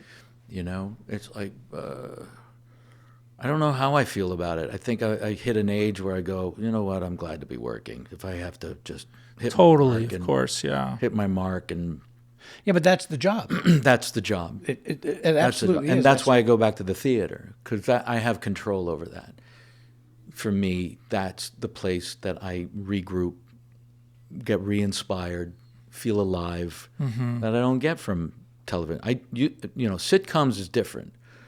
Sitcoms is a world where it's a hybrid of film and theater. It's a live audience. It's 4 cameras. You rehearse it all week, and then you perform it in front of that audience, 2 takes, and you move on. So it was a lot like theater, and they've taken that away too because there's less control. How many I've never seasons been a of part just? of. I've never been a part of anything like that. That would be such a blast to do. I did a kids show that was like a multi-camera show. Yeah. I was the coordinator on it. Oh. And similar idea. Yeah. They didn't. It wasn't a live audience, but they did all this laughter stuff in the Yeah. background, and and then they would put in laugh track, et cetera, et cetera. Yeah. But how many seasons of Just Shoot Me did you? 7. Man, Yeah. So And- we did 148 episodes. and I mean that's an unreal success. It's rare. Yeah, and I would also imagine that it's still going somewhere. Somewhere, but you can see that we didn't film in HD. We're still shooting on Okay. 35 millimeter. So Yeah, it's like yeah. the framing of it is Oh, still really? it's Yeah. still old school framing. Oh, interesting. So if you get it, it's I don't know where you get it. But I also miss those days. I mean, I grew up as a kid watching every sitcom imaginable, and I mean, Randy was obsessed. I wish we still had that. Yeah. The quality of just agree. being funny and But having the a good subject time. matter too was risque, was edgy. Yeah, You try to recreate something like All in the Family or Maude or the Jeffersons. yeah. They don't go deep. They don't. Yeah, It's all fluff. It's all fluff. but it was clever and It fancy was- and all it that was stuff. Smart. It was. Yeah, it was smart. just smart, It was and a lot of it still holds up. I put on Netflix and Yeah. watch reruns of something, and Yeah. I still get the same laugh. I still watch All in the Family, and just before there's a whole preamble about these are not the thoughts of today. Blah Oh blah my blah God! blah blah. They're apologizing Yeah. for it. Oh my god! Before you even watch it, they're apologizing. You're going, it's New York. Yeah, it is. Oh my God! Yeah, that's funny. Well, do you have any thoughts on that you're willing to share? Just these apologies and the way things are today. I'm an apologist in general. just Sure. Being Canadian, you know what I mean? Yeah, An me too. Italian and an immigrant, you know Yeah, what I I'm the mean? So same I way. knew how to keep my head down and always put my best foot forward and not rock a boat or anything. And I appreciate the change because change is inevitable. Sure. So I don't really care. I mean, it doesn't. It's all good. You know what I mean? It's all good. And I think, but like most people, I just don't like to be shamed for what I don't know. Yeah. You know yeah. what I mean? I don't want to be. I just don't want to be shamed. There's a lot I don't know. There's a lot about the trauma of people and certain. Yeah, the certain idea people- of any human element is kind Yeah. of gone out the window. Yeah, yeah. We're all robots. We become more tribal. It's like it's me versus you now instead of what really unites us, what really connects us. That's for sure. Not based on sexual preference or gender or color or anything. And like again, I'm a white dude who knows the difference between privilege and not privilege. So I get Sure. that. I get the innate privilege that I have as a white man. But I think that's good that we all understand that. I think there are elements that are important for an understanding, but there are just too many people that are still participating in the divide of that, Yes. in the division of it, in the blame game, in the pointing fingers, in the you did this, and I call that the trauma of it. Not wanting to be represented and bringing that trauma with you, as opposed to a better understanding of what the world is and how do we function within it. So it feels like if you put a warning like that at the ahead of the show, you're kind of like pointing out something that you didn't necessarily. If you're like a regular human being, you probably just kind of didn't realize. Oh, right. Unless that's just my white guy thing talking. But Well, I mean, Norman Lear used Archie Bunker as an example of what not to be. You know what I mean? He wasn't condoning the behavior. He was just making you aware that this shit is going on in America. And we can laugh at it. I think we've lost our sense of humor. yeah, I agree. Stand-ups are getting canceled because of what they're saying. I think Chappelle is probably the only guy who yeah, he gets away with it. Yeah, You and thank God I love Chappelle. know what I mean? It's like we've lost our sense of humor. We can't laugh I at know. ourselves anymore. It's like, what happened to those days where we could just laugh at ourselves? See, I want those days to come back, and I Well, think they are coming think back. they are except coming for back. I- as long as it's not damaging in the way that it No. comes back, because I I- feel like we're pointing out every Yeah, I silly live with a thing. 25-year-old girl, right? My daughter. That sounded weird. Ladies and gentlemen, My daughter. I live with my daughter, who's 25 years old, and she assures me that there are plenty of, the identity-based humans that have a sense of humor and aren't gonna shove it down my face or try to get back at me for not understanding. And I go, good. Yeah, Because I hope because so. it's like, why can't we laugh at something that happened in the 1970s? Why can't we laugh at something that just like as a piece of history? I think people Just as a today. history. Keep the statues as a reminder of the history. Why do we want to knock down and forget where we come from? I agree. Every Yes. moment up until now has been pivotal in where we are. Let's celebrate that. Let's celebrate the change. Let's not try to destroy the past. Let's not try to forget about what we did to, the slavery of in I couldn't agree America. more. You know what I Yeah. mean? Let's walk by those statues and go, oh fuck, Yeah, yeah, it actually happened. Yeah, let's learn from it. Let's absolutely learn from it. Yeah, in a lot of ways, it might be a horror story for some, but it's also like it's the reason that we've changed and come as far as we have. And I think a lot of part people of think the progress. same way, but Yeah. they're fearful. Yeah. They're fearful. Yeah, I mean, I'm not condoning the certain United course. States president right now. Yeah. But I believe in homostasis. You know what I mean? That nature finds balance. And when he was Totally. elected the first time, there were certain things that happened because he was elected. The Me Too movement wouldn't have happened. And the biggest thing is that those racist dudes, they stopped hiding. Now we know where they are. Right. You know what I mean? Accountability. If he wasn't elected, they'd still be hiding. We wouldn't know who they were. People would still be, exploiting young actresses and bringing them in and holding them against them, and the abuse that was happening in Hollywood, that wouldn't have happened if the other one was elected.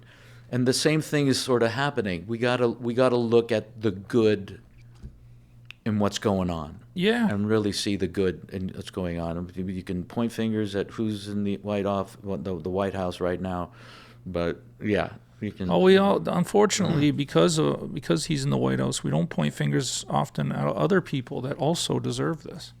Just change isn't. I mean, change is good, but Change is good. sometimes the way people are doing it is just, I don't know, it can be a bit much. I think if you lead with fear, you breed fear. But there are choices. That's the truth. We can make choices, but if we live a life based in fear, then everything's going to look awful. and if you forget the past, you'll repeat the past. Yeah, Sure. That's Yeah. a common Yeah. thing that we're Yeah. saying. Yeah. Like if you hide all this stuff, Yeah. like whatever it is. Rico and I had a couple of conversations. He kept saying, "Don't make me mad. I'm driving." but yeah, it's like It's funny. no, it is though. And it's like sometimes you get tired of saying so. Or you can't say that anymore. Well, can't we just have a laugh? yeah, No, I agree. yeah. And I'm not Yeah. saying disparage somebody or whatever it is their beliefs are. Right. No, Or whatever, as No. Rico's pointed out. But sometimes shit's funny. Yeah, and Well- the thing is, we get to do that among each other. Yeah. Among our friends. I think everybody does. Yeah, I mean, And therein lies the fear. You can't say it to somebody Yeah. outside your circle. Yeah. yeah. Yeah, but going back to All in the Family as an example of like, why are we apologizing for that? Let's use it as a sign of the times, a historical piece that reminds us where we were in America Absolutely. at that time. Leave It to Beaver Mm-hmm. Oh my God. has the same preamble before it airs every day. The preamble's almost as long as the show. Now, is that in color? It can be if you get whacked upside the head. Oh, you too. Break it up. Break it up. But every day, I watch it every once in a while, right? Like when you're not working, you watch it. Yeah. And it's like, these are not the thoughts and da-da-da, Yeah. da-da-da of this station. But I go, huh? Yeah. Really? Yeah. Yeah. Yeah. I want to say, yeah, well, it was. Shut up. Yeah, it was. It was. It was. Let's forget about it. Did you ever see that meme where they show the family of Leave It to Beaver and I'm sorry, too old. What's a meme? stop? Beaver has his head shaved, and the father says, "That's not what I meant, June." Oh, jeez.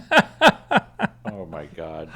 It's a great My picture. God. Oh, my God. is We good. just got away with that. Yeah, we did. That's right. Well, let's hope. Yeah, Yeah, let's hope. Let's hope. Well, Blair's laughing. so because that's you know we're gonna get letters from all There the hasn't bald-headed stopped children. laughing. Yeah. That's hilarious. So, you're married to Rosanna? No, You're not? not anymore. No? It's been 2 years, 3 Oh, years. okay. Oh, Yeah. Let's You make should have that phoned me, official. Randy. Let's make that official. What's that? well, we're I'm making no that longer official right married. now Yeah. that he's not with. Right. Yeah. Oh, I thought you were saying take that out. Making, no. No, we can talk about that. I mean, you know, I don't know, yeah. I think I just remember you introducing her to me once. Yes, we were married for 12 years. Yeah. And then not anymore. Okay. I'll leave it at that. Yeah. me Okay. too. Yeah. So, Ted, Married 54 years. Yeah, I know. Jesus. really? Does Marino? I'm pretty sure. Pretty sure. He keeps showing up every night. Yeah, yeah. Wow. Yeah. 54 years. Congratulations. Yeah, 54. I could be wrong. Uh-oh. No, no, Uh-oh. no. Don't let her know that. 55 this October. Yeah. What time? What's the date? October 2nd. Nah, nah, nah, nah, nah. That's so good. I just want everybody to know I finally got that piece of celery out of between my teeth. Yeah. Just to let everybody know. People were wondering. Bad. Is that showing up every episode of Flashpoint? Free episode. Yeah. So what are you doing now? I'm going back to Allegiance, Okay. season 4. Okay. CBC. When's that CBC start? Gem. Incredible. We go back to work. I'm going back to Vancouver July 6th. Oh, you shoot there. Yeah. Okay. Yeah. So Yale. How did you get into Yale? I asked. Yeah. Let's, Nicely? Now it's over. Nicely? No, you audition like, you know, every other person who wants to go to Yale. Yeah. but how Yeah. many? It occurred to me living in New York that because I went to the academy and that was 3 years and they pump you up and I did the 3 years and you come out feeling like a superstar, but nobody gives a shit. And so for 5 years it was just hard knocks and no agent and just bopping around.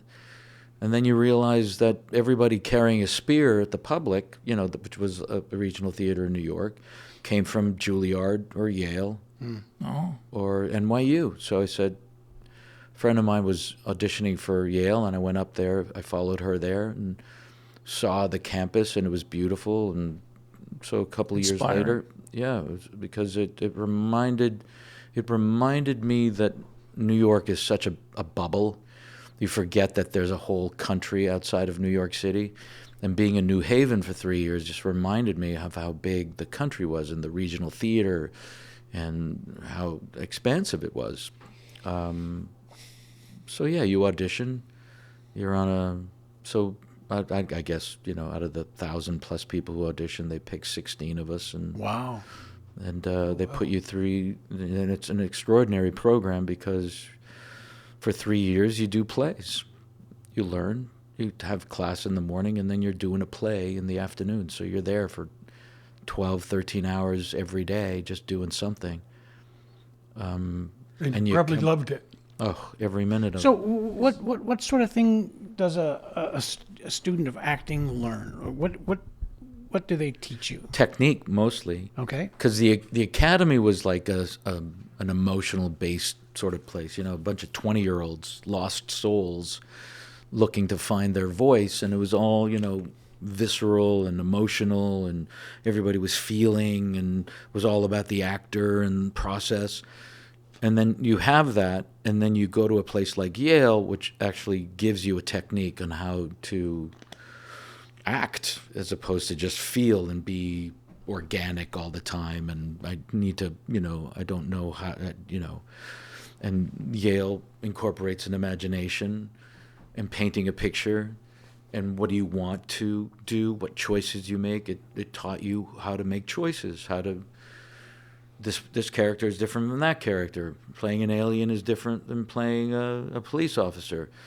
And so it allows you to use your imagination more. And then over the course of 3 years with voice, movement, all those things that, you forget how important your voice is as an actor. Mm-hmm. You don't need it so much on TV and film, but on a stage, it's the work of an athlete is what it is. The stamina you need to perform on a stage is different than any stamina you have on TV. TV and film, it's mental. It's absolutely mental because you're there for 12, 13 hours. But on stage, if you're on stage for 2 hours, 8 shows a week, You're physically exhausted. yeah, and you need to have a technique to keep you telling the same story every night. You can't just go and go, I don't feel it today, I don't know what I'm doing. You have to know, okay, this is the structure I've built. I'm conscious of it. It's the difference between having any kind of training is the difference between being accidental in your performance. It's just like, I don't know how I did that. You got to take, and you really have to rely on that first take because you can't repeat it.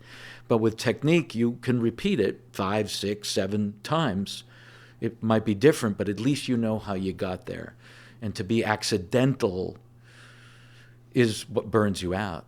It burns you out as a young actor, especially if they don't know what they're doing, but they just rely on instinct. It's just like you're gonna burn out. But technique allows you to sustain that and keep making choices and knowing how to execute that by being intentional. Can you give an example of Interesting. a technique?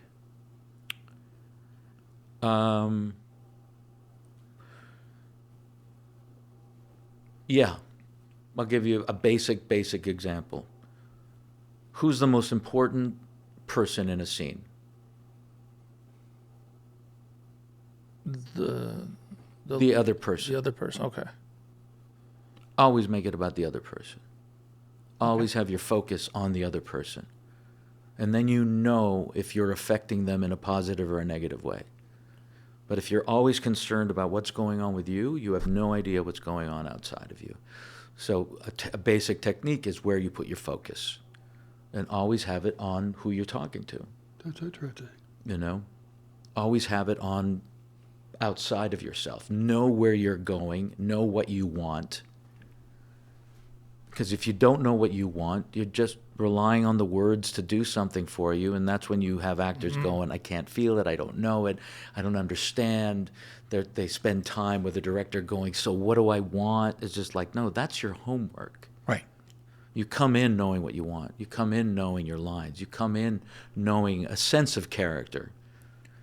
Is the energy that you bring emotionally to set, does it have more to do with what the actors prepped, or does the director play a big role in the motivation?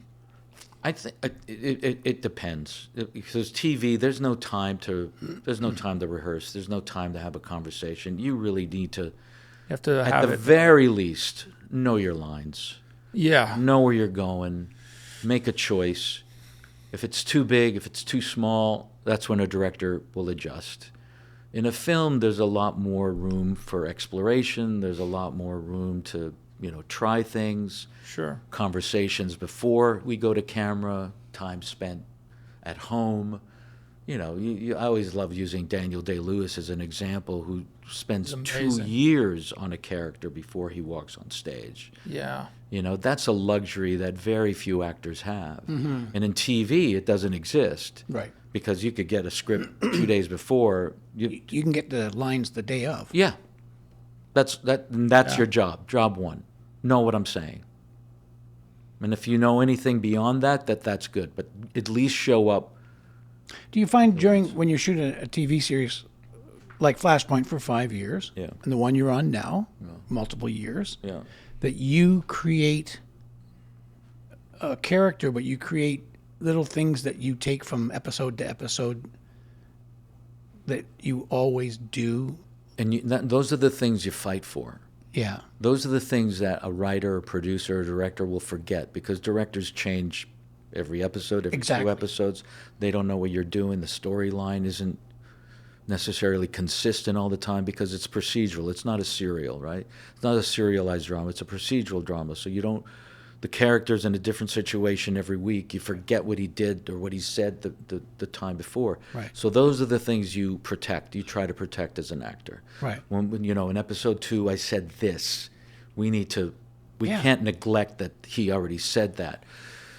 And And it if they're makes- interested, they'll acknowledge it, but half the time they don't, because it's not about what we were saying. It's like how much work is spent for an actor, and you film it and you spend time and you leave it all on the floor, Randy, and you see the cut and it's like it's not there.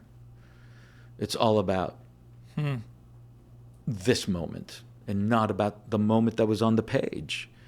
It was something else. It was something benign and whitewashed, and you'd kind of walk away going, Yeah. bring me back to I can only do a plan. imagine. Oh my God. I don't know why this thought comes to mind, but I saw an interview with an actor, and can't even tell you the show. But he walked in. It was the beginning of a show, maybe the pilot, and he walked in, and he's single. And he did the entire thing, and no one noticed. He did the entire thing with his wedding ring on.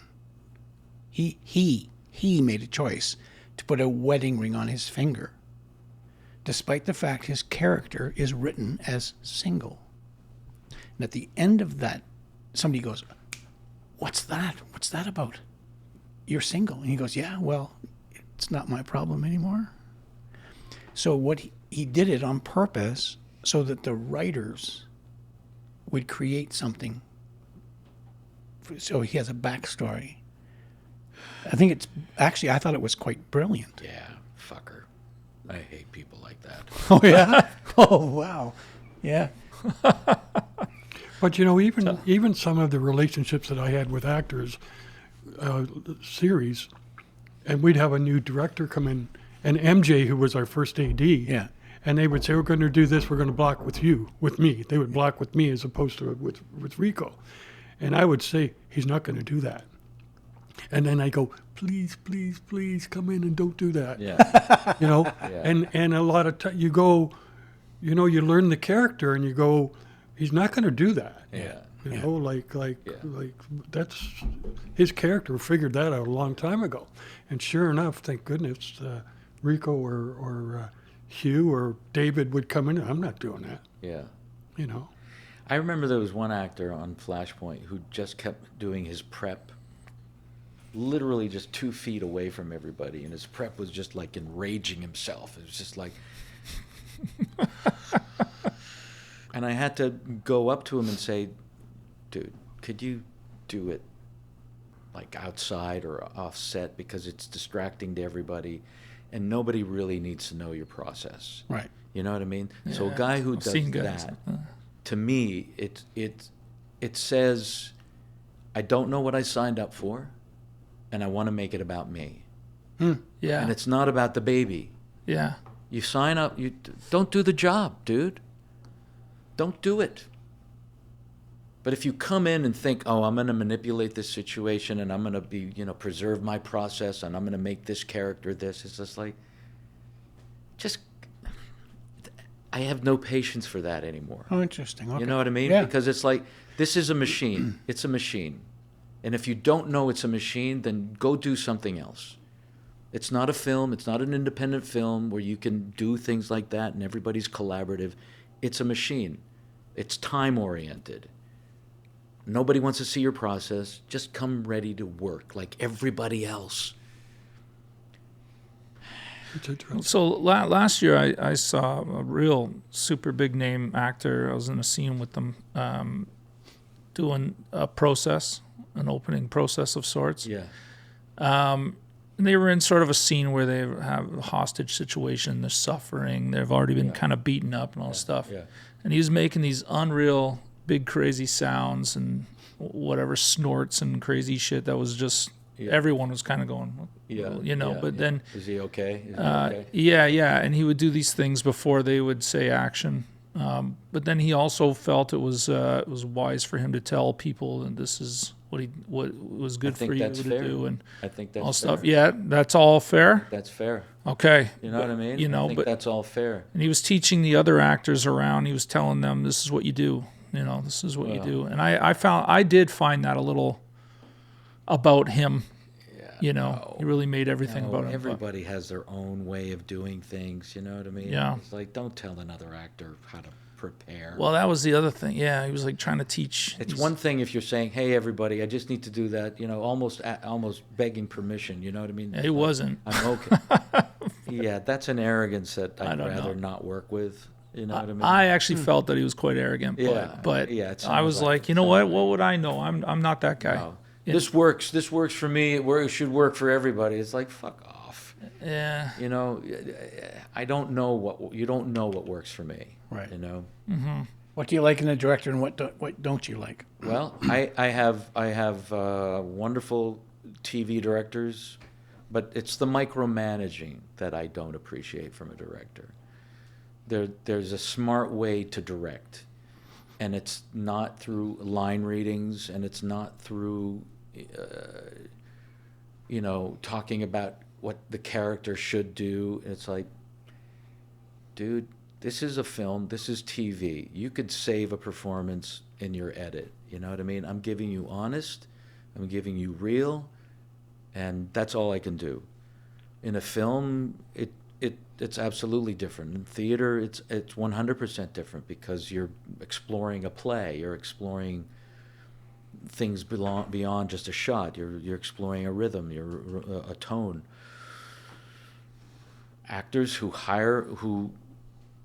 Directors who cast first, cast well.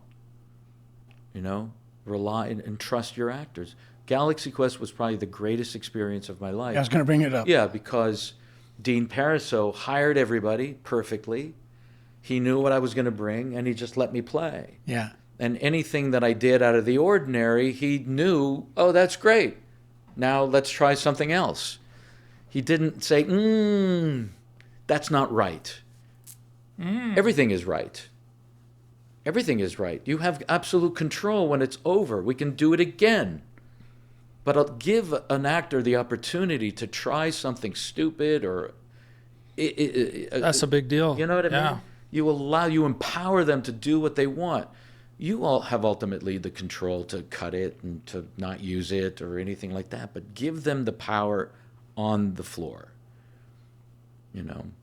I mean that is where the actor. I mean, they have to have the most confidence to be able to bring They something. can't do what they do if you Knock belittle 'em down. them or knock Yeah. them down or make them feel unsafe or... There's a lot of Yeah. directors that do that. Oh, yeah. And what is that? Where did they learn that? I've worked with a few directors that make people cry. It's ridiculous. Yeah. That's just another game they play to think they're doing, the overall look of the film, an authentic performance. Right. I mean, let's face it. Can we just all agree that not everybody should be an actor? Not Yes. everybody who calls themselves an actor should be an actor, For sure. right? You know what I mean? Yep. Sure. We can agree, right? I mean, present company except. yeah, of course. Yeah. But if you're in an emotional scene and you have no access to your own emotional life, then you shouldn't be doing what you're doing. Agreed. So I'm sure there are a lot of actors who are like kids. Is like, God bless them. I think they're a Yeah. necessary evil. Their only fault is that Yeah, they're young. Yeah, they're young. That they don't understand, and couldn't so agree you more. you try to manipulate them. You try to do everything you can just to get the performance out of it. And it's just like, that's not fair. That's not fair, and it's not fair when you treat an adult who just doesn't have the capacity to perform and have an accessibility to all those things, to humiliate them or to get them to a place where you feel they should be. It's just like, don't hire them. Don't hire them. Right. Or expect less from them and just move on. But to humiliate them, to make them cry, it's just like, again, I've been, collectively we've been here 2,000 years, you know what I mean? But I've been doing it for close to 40 years, and I've never worked with an asshole. Because I think they just automatically give me the respect. They don't try to, except Don Shabib, God rest his soul. Oh no. Don Shabib. It was like, I did Night Heat. We all did Night Heat, right? I guess so. Wow. And it was like my first gig right out of the academy. Again, I didn't have the benefit of Yale. I didn't have the access of a technique of how to repeat things. So my heroes were Spencer Tracy, and I knew that Spencer Tracy would always look at his mark.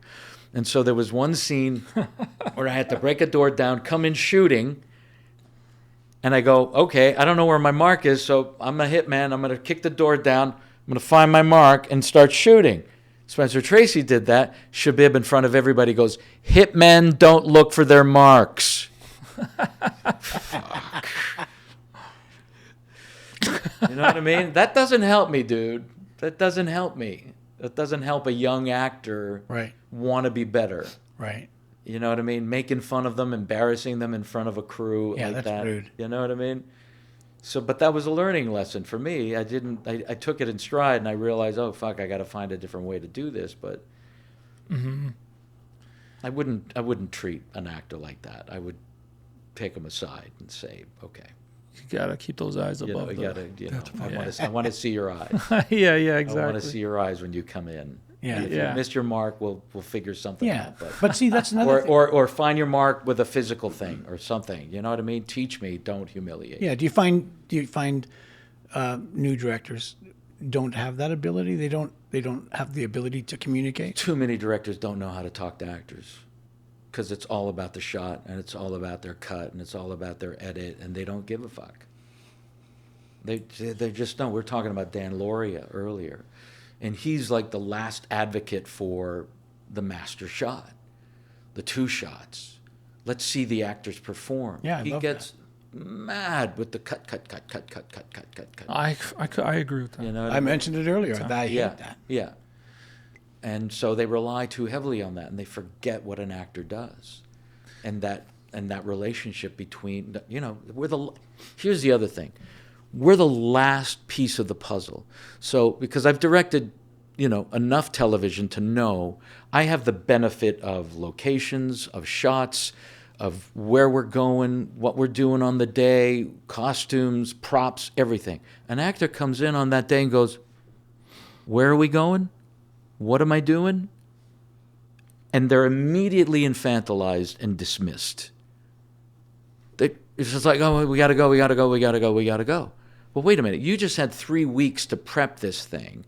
I'm coming in the last piece of the puzzle. Completely blind. Blind. And you're not telling me what's going on. Give me context. Give me something. Yeah. I remember in the early days of Flashpoint again, I just wanted a director to tell me what the chaos was. It's like, why are we not spending time on this? And all they needed to do, and I remember one in particular, God bless her, finally learned, is it's like, we're losing the location in a half hour. Got it. Yeah, that's all you need to say. Got it. I'm on your side. But don't keep me away from the process, because I'm here to help you. If you think I'm just a kid who's just like going to say his lines and being infantilized, I'm going to be bristly. I'm going to be impatient. I'm going to have an attitude. Just tell me we're losing the light. We're losing the location in a half hour. We're already 2 hours behind. Fantastic. Yeah. Fantastic. Now these, you said 16 out of 1,000 people got into Yale. Is that an actual number? Every year, yeah. Usually Every year? 1,000, Do you what happens with number 17? Is their dream just down the hole? No, they keep coming back and they audition again and again. And Okay. Yeah. Okay. They keep trying if they want to go there. And is this still a useful process It absolutely is. today? I Yeah. mean, it absolutely is, because it instills the spirit of collaboration.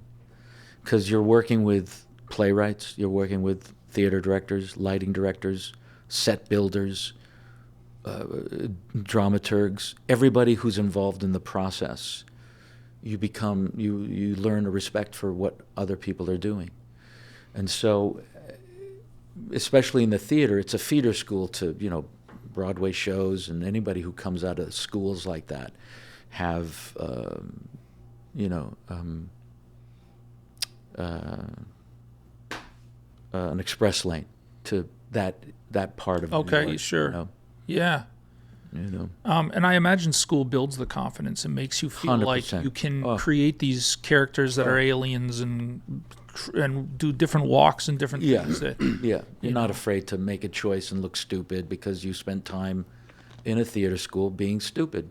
If you're doing it right, you're humiliated every day, Right. exactly. and you're learning something every day. Because you're exploring.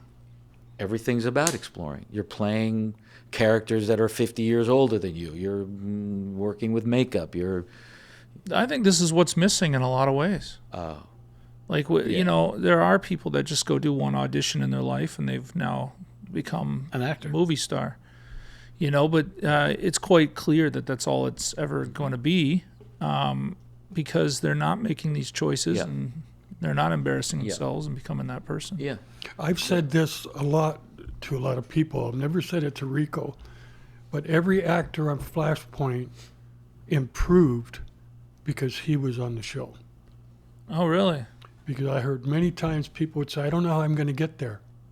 And a lot of times the conversation would be something that Rico did. And people always ask me that. And I say, I don't talk about people as a rule. And Rico knows and Randy knows that I have a rule that I don't say names.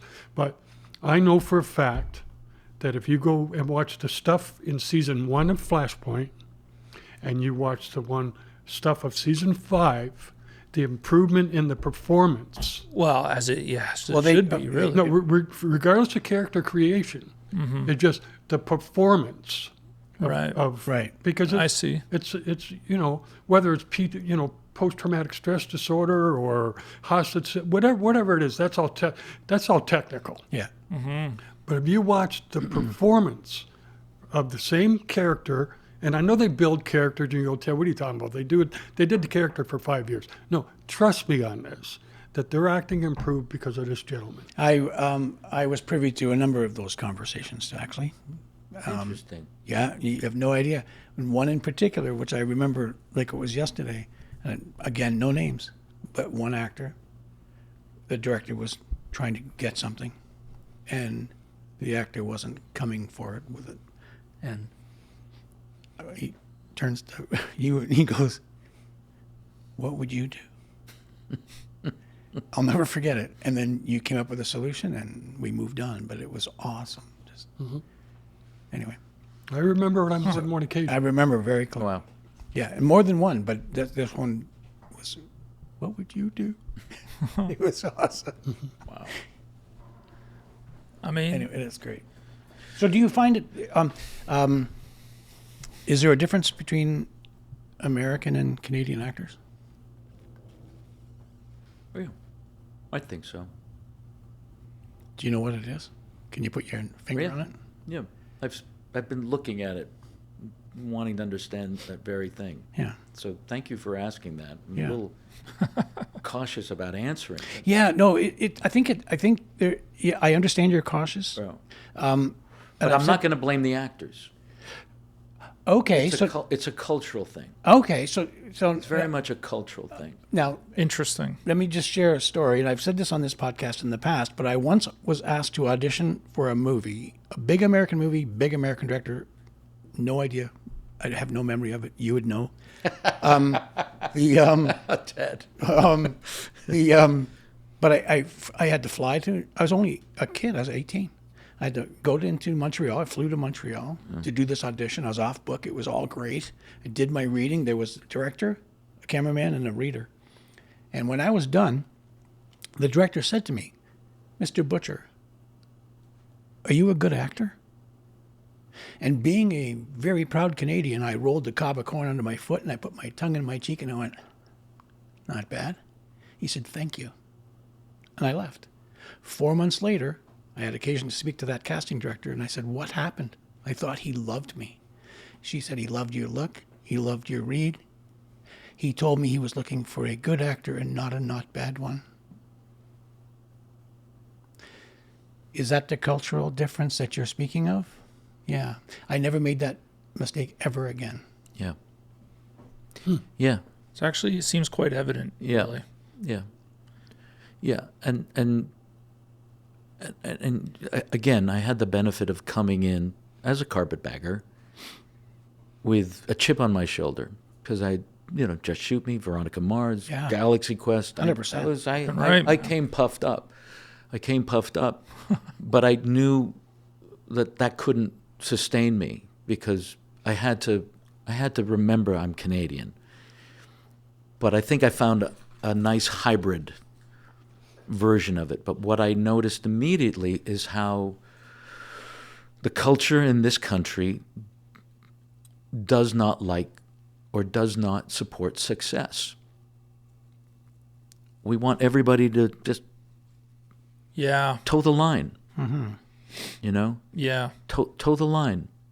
Feels about Don't right. brag too much. Don't talk too much about yourself. Just toe the line. And that's bred in us. I've said to so many people that if you want to enter into this industry, you have to enter with an American attitude and not a Canadian one. Does that make sense? Yes, but an American attitude will scare people as well. So you have to be able to say, yes, I'm a good actor. Right. And not,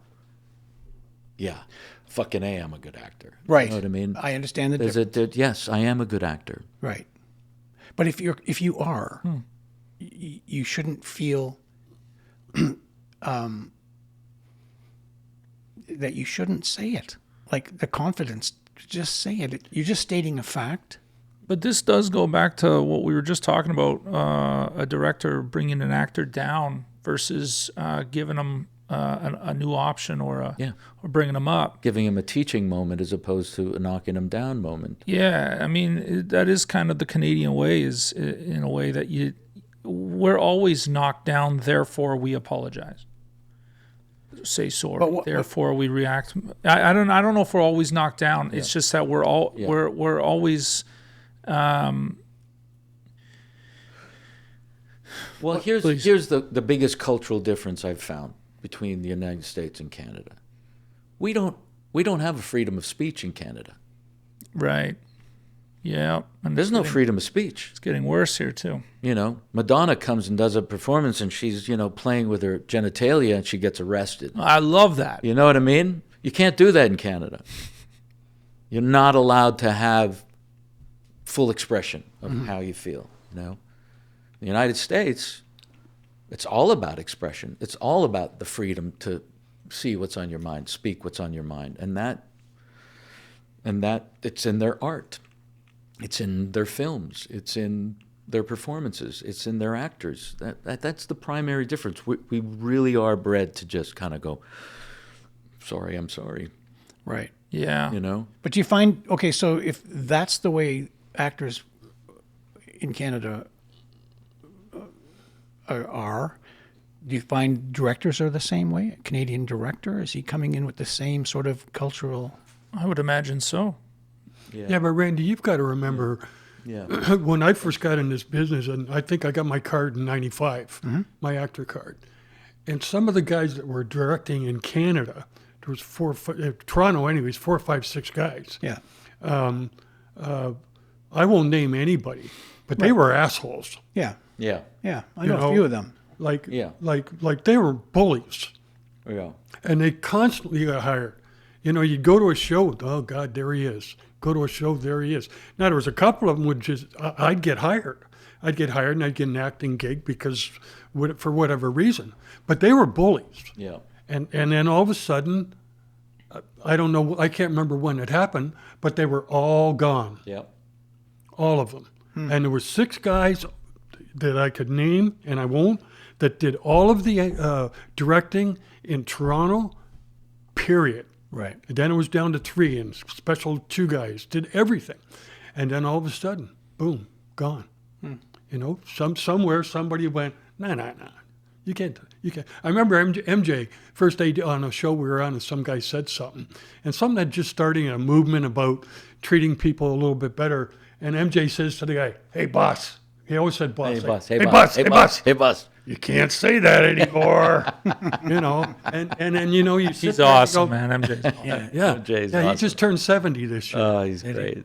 But those guys were around. I can remember a guy, and it was I loved it when it happened because I would get a job, and this guy would say to the actor would come on set and say, sides, and the director goes, sides? You don't ask for sides on my show. Ted, put the costume on. You know? Yeah. So said to the guy, you got 4 lines and you're asking for sides when you get to set? Boom, you're off my set. Nice going. Yeah. And then Well- you go, where is he now? You know, he's probably older. They'd be older than I am, and that's older than shit. But, yeah, but it used to happen, Randy. You were around when some of those guys were around, Yeah, I was really, really young. you know. Well, that was. I mean, I think outside the film industry in Canada. I mean, I wasn't part of it, but you could tell that that's where everybody got their frustrations out.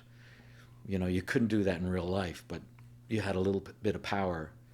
You were doing what nobody else was doing. It was still new. Yeah. You got away with it. Yeah, Yeah, you 100% got away with it. it's kind of No sad. more. Yeah, I mean, if you see Allegiance, it's really a wonderful show, and what they're trying to do, creating, creating an awareness of the injustices that are happening socially. I mean, some beautiful storylines. But boy, are they aware of the new language. Fortunately, I play a guy who comes from the old world and not understanding all of it. So I get to play it for real sometimes. It's just like, I really don't understand LGBTQ plus -2 plus hike. But that's kind of cool that you can do that. Isn't it? Yeah, well, I just got used to LGBTQ, but then they keep adding things, and it's just like, what else is there? 2 plus, and then there's something else now. Oh, yeah. But I love learning that stuff. But it's Right. like I have the benefit of being, the old white guy on the show. So that's a lot of fun. But there are a lot of lessons to be learned. But and it's on CBC. it's on CBC. Allegiance. Yeah, it really is a wonderful show. Everybody should watch. I think so. It's on Gem. You can watch the first 3 seasons on Gem right now. It's good storylines. Yeah, and they're trying, they're just, they're doing what I think good Canadian television should do, is just raising the awareness of the history of this country. You know what I Right. mean? Like, let's stop trying to hide the history of Canada. Right. It's like, it's pretty shitty. Yeah, Let's remember how shitty They really are trying know to what I mean? move that narrative, though. they are. Yeah, it's crazy. Let's remember how we treated, our Aboriginal people. Absolutely. Let's not forget that. yeah. When I did Mayor of Kingstown, Taylor Sheridan put the book "Bury My Heart at Wounded Knee" Oh, into the female prison. That's what they were teaching to the female prisoners, and I read that book twice in my life, and I went to Taylor and said, "Wow, thanks for putting that in there. Like, that's huge, to bring attention to Yeah. something that yeah. people have forgotten." Yeah, 100%. Yeah, Interesting. it's not comfortable all the time. Well, that's You what television and film. It's not supposed to be comfortable. No, it's not. Like No, it's art shouldn't be comfortable. I agree. Well, But that's what it's come to, though. Sometimes everybody's afraid to hurt somebody's feelings. I know. So at what point is a story, a heartbreaking story, or is it? Oh, don't say that. yeah, it's caused us afraid to raise our children properly. It's Yeah. caused us to teachers. They not can't say me. certain something. Don't get me mad. I'm driving. Yeah, guys. Don't get mad. He's gonna be driving. Yeah. If you got any advice for anyone entering this business, we had another actor on a while back, and he mentioned that he was a big deal where he lived, and then he went to New York, and went, wow. There's a small pint. I'm going to have to level up. Yeah. Any advice for? Not just somebody getting into the business, but somebody getting into the business today. Right. An industry that I don't know where it's going, if it's still flying. Yeah, I feel so removed from anybody coming into the business now. I don't even recognize it for the most part, because I'm reluctantly on social media. Yeah. I know some kind of presence, you need to have it, but Right. do I gravitate toward it? Do I want to make it about that? But I do believe, this is what I believe in homostasis. There's a natural thing that happens in the world, in the universe, that if you bring your best foot forward all the time, and you move forward with your best foot forward, doing what you love to do, then the rewards will always be there for you. It might not happen overnight, but if you're consistent with what you're doing and what you bring in, and you're just learning more and more and more how to be the best version of yourself as a human being and as an actor, then you will find success. I love that. But to think that there's a brass ring that you're trying to grab, you're in the wrong business, because there's no brass ring. It really is about the journey and the process of doing what you love to do. And Well, it should be. Yeah. That's cool. Yeah. Now, just another question, sort of on that. If you're a Brad Pitt or a Clooney or something like this, and perhaps the fame gets to your head, fame and the money and this and that, I assume that's a distraction. I assume at some point your name is really what's being hired, not your acting at some point. I mean, does this make sense? Yeah, it absolutely does. But that's the risk of any human being, where you start to believe the bullshit. Yeah. When you start believing the bullshit about who you think you are and what you're doing, Kind of ruins everything. I think it does. Andrew, I've worked with a lot of people. I've worked with, not to cut you off, Rico, Oh, no, but please. I've worked with a lot of people. I've worked with Academy Award winners, quite a few. Mm-hmm. I've worked with thousands of day players and lots of people. And people have asked me, well, what's going on with this or what's going on with that? And I go, anytime these big stars, we create them on set. Yeah. There's a person standing there with a cup and a straw giving them a drink of water. Yes. Okay? There's a person standing there going, I can't find Andrew. Turn your head. He's sitting right there. Yeah. So they get, and it's, I don't know that it's their fault, but they get, I kidded earlier about Donald Sutherland, but he did stuff just to get people away from him. Yeah. But there's people that I've been on set with, and you go, are you kidding me? Whatever it is. And you go, we created them.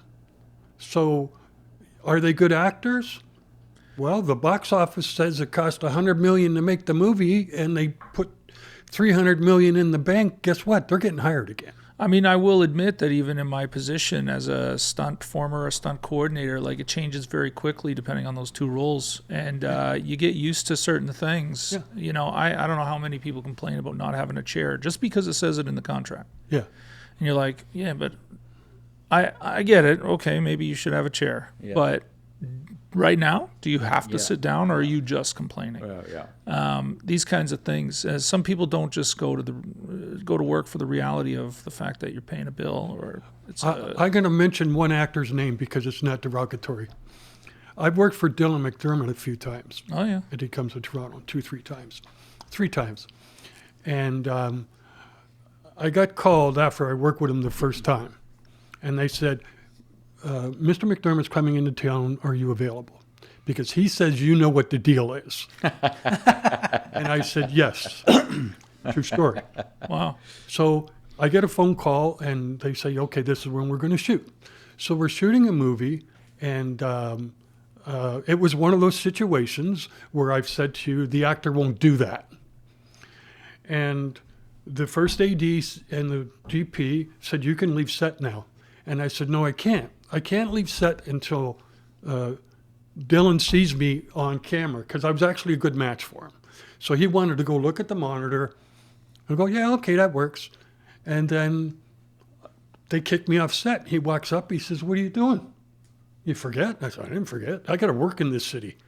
You only come here once every 2 years. I'm working. They kicked me off set. I kicked me off set. He goes, calls the executive producer over and goes, watch this. He goes, he gets on the set, he looks around, and he says to the DP, you going to shoot me looking like this? Never asked me to leave set again. So in some cases, the actors are very loyal to you, where he set a precedent. I want this guy on set when I show up, and if I don't like surprises. And he was an actor that didn't like surprises. We were shooting a mini series, multiple cameras, and he didn't want to have any surprises. Yeah. I wasn't telling him how to act. I wasn't telling him this. I was telling him when not to stop acting. Like, hey, when you go over there, they're still shooting, because we were shooting a major thing, right? And that's a true story. And he wasn't difficult. But that's a simple indicator of how actors are treated initially. And you get to a certain level in your career where you have to fight for those things. Yeah. And it's all about preserving the integrity of your work. Yeah. You have to. And people say it's difficult, but it's because you hired me to do something. Let me do my job. If you just allowed me to do my job, I wouldn't be a pain in the ass. Yeah. Totally. Yeah. But they don't. It's all about time. It's about something else. You're being difficult. And it's like, no, you're missing the point. And back to what you were saying, Andrew, about the bigger stars, if you've got a sense of humor about what you've created in your life, I mean, I'm not taking that away from you. Stars should be stars. But don't lose a sense of where you've come from, who you've worked with, the trials and tribulations of your life. All this stuff is bullshit. Yeah. You know what I mean? If you start believing that part of it, God, it's so annoying. Have a sense of humor. Have a little bit of self-deprecation. Yes, you're brilliant. You're wonderful. People love you. Know that. You don't. I still don't understand the entourage thing. They're only brilliant based on Money. no, the people that they worked with all the way here. That's the experience that they've gotten. Yeah. Everybody's been a part of their path. Yeah. You should honor the everybody. path. It's like I know actors who come with their own hairstylists and Right. makeup people and their own assistants and all that stuff, and it's like I don't want anything from them. I just want to know you. You know what I mean? But it's just like, oh, I don't do your hair, or I won't do your makeup, or I can't help you with that. That's not my job. It's just like, you can relax. Yeah. I know you're loyal to them, but let's all just relax. Right. I've worked in those situations. Ugh, Yeah, it's me too. like The entourage. the entourage of it is just like, okay, Yeah, all I've right, seen here it. comes the entourage. The best entourage is Snoop Dogg, because they're all Oh, stoned. they're all stoned. I love it. Yeah, they're stoned. Yeah, I did a Drake. I was the coordinator on a Drake music video. I was Snoop Dogg's white boy stand-in. You were not. Yeah, I was. No way. That's cool. Yeah, he flew in to do a series because he liked a football series, and it's typical Canadian. Yeah. Even like Flashpoint.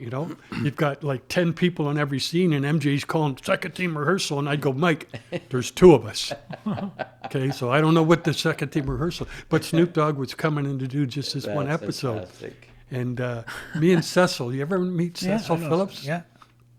And I said, well, flip-flop when they're lighting Snoop, you get in that side. But there comes a point where, number one on the call sheet gets the black guy, and I look at Snoop Dogg, and I go, yeah, I'm your white boy stand-in. He taught me East Coast, West Coast. Yeah. That's what I'm talking about. Snoop Dogg could teach us all a valuable lesson. He's about amazing. Just chill, man. We went to we're at a community center. I know we're probably running out of time, but we're at a community center shooting. And all these kids, Snoop Dogg, right? And he had to have a Toronto cop here, and he had 2 Detroit. He had somebody else with him. and the cop said, "Just don't disrespect me. Don't open the trailer door." And it's a poof Yeah, of smoke, smoke, right? smoke, yeah. But we sit there and I'm watching them, all these kids, and there was a lot of kids, 30, 40, 50 kids, right? And he just said, "Get Polaroids." And the wardrobe people are like, I don't have that many packages of Polaroid. He says, "Well, you better get them, because I ain't leaving till every one of these kids gets a picture." Oh, that's sweet. Right? And he just, his It's a different esteem- version of star power. It is. His esteem It's generous. from me It's- just it's went unafraid. It's Absolutely. just, Yeah. it's See, that's the grateful. beauty. It's grateful. Yeah, grateful, exactly. I was shooting an episode of TNT with Mr. T, Oh yeah. and we're in the middle of a gunfight in a parking lot when a school bus pulled up along the road, and all these children poured out of the bus to watch the TV show being shot. But as soon as T saw that it was children, he got up and he walked through the shot, and we just cut and waited for him to introduce himself and have a good time with all these children. At the same thing. Yeah. Oh, I got to tell one good story then, because I said I don't mention names, but I will. You've mentioned quite a few names, Ted. Yeah, but all good stuff. All good stuff. I know, buddy. On the series Kung Fu, they used to have all these older stars come in, Yeah. right? Clint Walker and all these guys. I from love the that Westerns, episode. right? Okay. Yeah. So there's one episode. It's Mickey Rooney. Oh, Oh yeah. Can you imagine? oh. So Mickey Rooney comes in, and Mickey Rooney, when he comes on set, has to talk to everybody and start talking about Hollywood. Yeah. So David Carradine, he's doing that, and the first AD, I can't remember his name, and Mickey starts talking because somebody asked him a question. He's worse than me. Once you ask him a question, he starts going, right? So the first AD says, "Yeah, okay, yeah, that's good. Let's come on, get Mickey." David Carradine goes up to the first AD and said, "You've been on this show a long time. You want to stay on the show?" That's Mickey Rooney. Right. If Mickey Rooney wants to spend an hour telling us stories about his 8 wives or 7, because I think he married a couple twice, he gets to tell his stories. Right. And it was the most fun listening to a guy from old Hollywood Yeah. that I ever. Amazing. He did Judy. He was talking about Judy Garland and all this stuff for an hour. All of them. And then finally, Oh my God. David Carradine went, "Okay, Mick, Okay, we got to go. We got to go. we got to shoot something." It cost him This is still Carradine a saying whole we lot got to of go. Yeah. Half the time you'd have to find them and Oh, I won't get into yeah, that. don't get it. I don't. God bless us all. We won't speak big ill time. of the dead. money. Rico mentioned his name. Yeah. I actually did a thing with all 3 brothers. Oh, All 3 brothers. no kidding. Robert, David, and Keith. Oh, amazing. Yeah. Cool. Yeah, it's one of my favorite He's the storyteller. He's got all He the just can stories. remember everything. Yeah. That was cool. That was actually kind of cool. I doubled James Drury on. Oh, wow. on Did that you really? Western. Yeah. From the Virginian. It was such a panic. Clint Walker was all cool. those guys. They were all there. The Western heroes of my childhood. Yeah. It was an amazing week. What was Clint Walker's show called? Oh, stay with me. Starts with a C. Ted will tell you. Certainly wasn't Walker, Texas Ranger. No. What was it? Cheyenne. Oh, Cheyenne. Yeah. Wow. But yeah, all those guys, the Gunsmoke guys, and James Drury from the Virginian. It was a panic. Yeah. It was awesome. Yeah, it was a flashback. It was cool. What do you think? We want to go. Okay. Beat Well- traffic. Well, hey guys, before you do take off. Well, let me. I just want to ask Rico one more question. Okay, fine. Screw you, Rico. No, I know you've done a ton of interviews. You've done tons of stuff like this. Has there ever been a question that you've never been asked that you'd like to answer? I mean, not off the top of my head. Because I'm always afraid of those questions, right? Yeah, You know. like I've seen a number of your interviews, and is there anything missing? Like, do people miss? Like, I love the one about your character in Galaxy Quest and how you came upon the voice, and Yeah. that was a blast.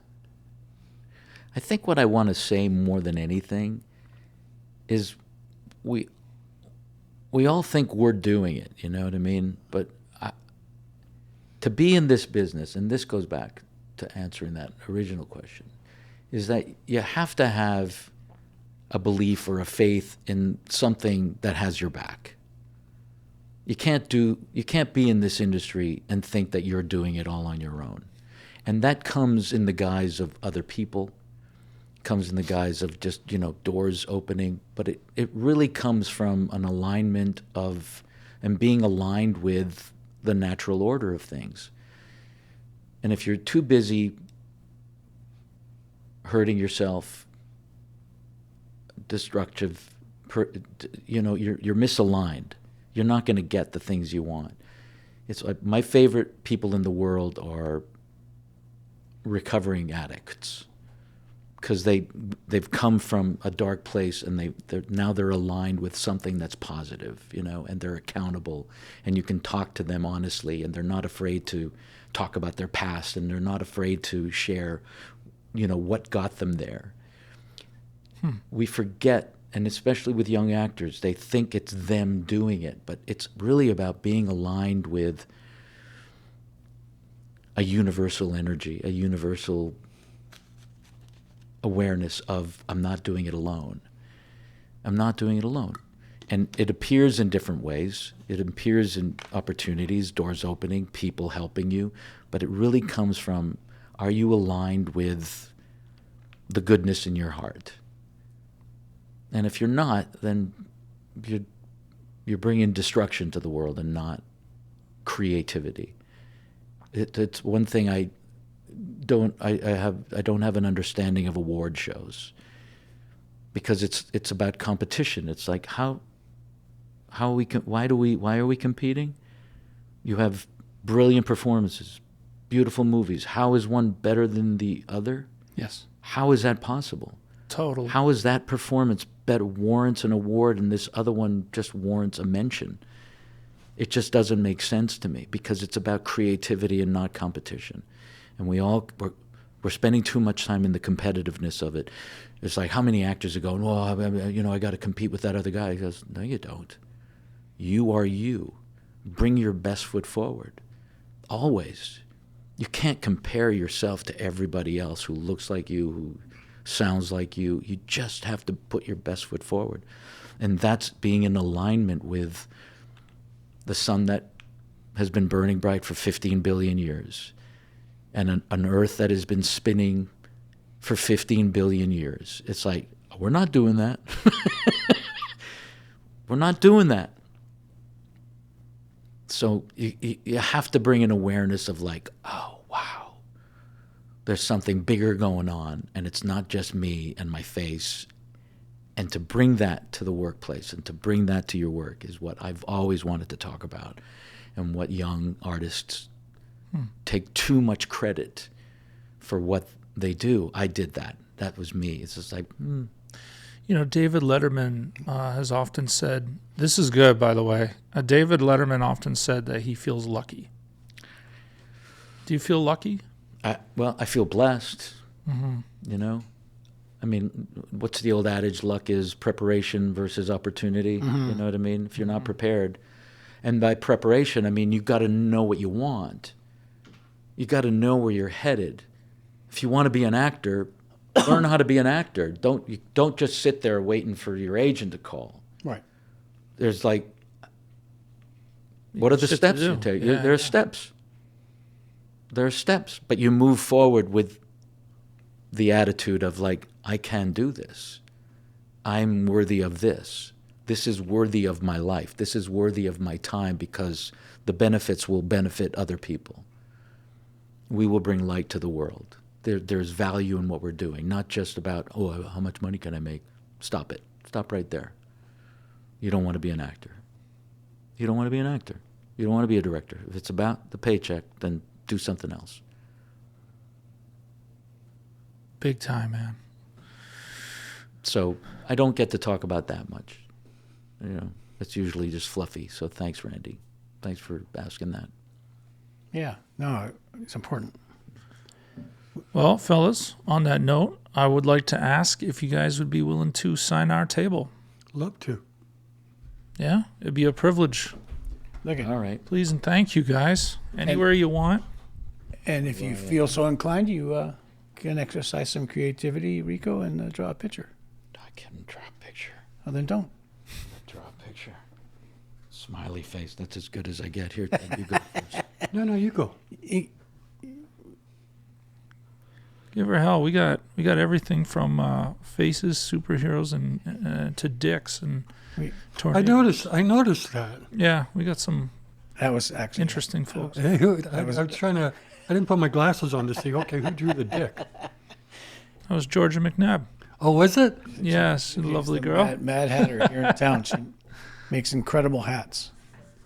It was fun.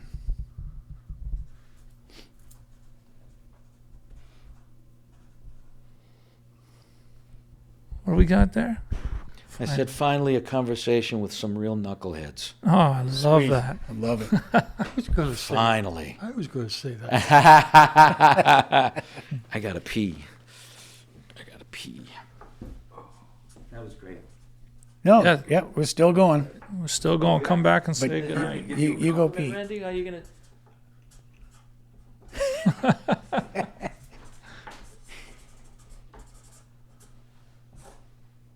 What's that say, bud? From a true SRJB. Is a secret lover? So what's that? SRJB? South Regent Junior Boy. Oh, okay, copy that. Yeah, well, Oh, that's cool. awesome. Okay, I well, love it. Well, where's Rico? And he's now He's gone to peeing. the he's gone to the washroom. but Teddy, thank you, man, for coming. My pleasure. It was fun. Yeah, Ted, it was awesome. Yeah. It's great to see you, man. Yeah. Still standing, still above ground. Yeah, and I still see you every once in a while. On a show, something Yeah, I haven't done anything really now for a while. for a little while. Yeah. Yeah, a little while. So, I don't know. Get into it? No? No? Yeah. Yeah. Just Whatever. some stuff I'm getting in. You know, Yeah. I'm dealing with some stuff. And Murdoch have been very loyal to me. That's great. You know, I come out and I do the little councilman every once in a while, do the odd stand-in day Sweet. or whatever. Sweet, man. But I did miss a show that I really wanted to do, but I didn't want to go out of town. Right. I think they shot up here. It was Christopher Walken was in it, Okay. and they called me because I was a good match From from True SRJB. a South Region Junior Boy. A what? South Region Junior Boy. It's a gang thing. Yeah. We thought we were a Oh, gang. Regent Park. Got it. Regent Park. Yeah, we thought we were a gang. Regent Park. Yeah. Well, we just smoked cigarettes and spit on the sidewalk. Rico, thank you very much for coming, man. Guys, Randy was so. It's such a pleasure, man. Yeah, it was. I loved it. Thank you. No, I appreciate you coming. Thank We you. need to wash out our cups, or do you take the label off? Yeah. Okay. That's all right. Yeah, it was a long time ago. Yeah. Cut it, B.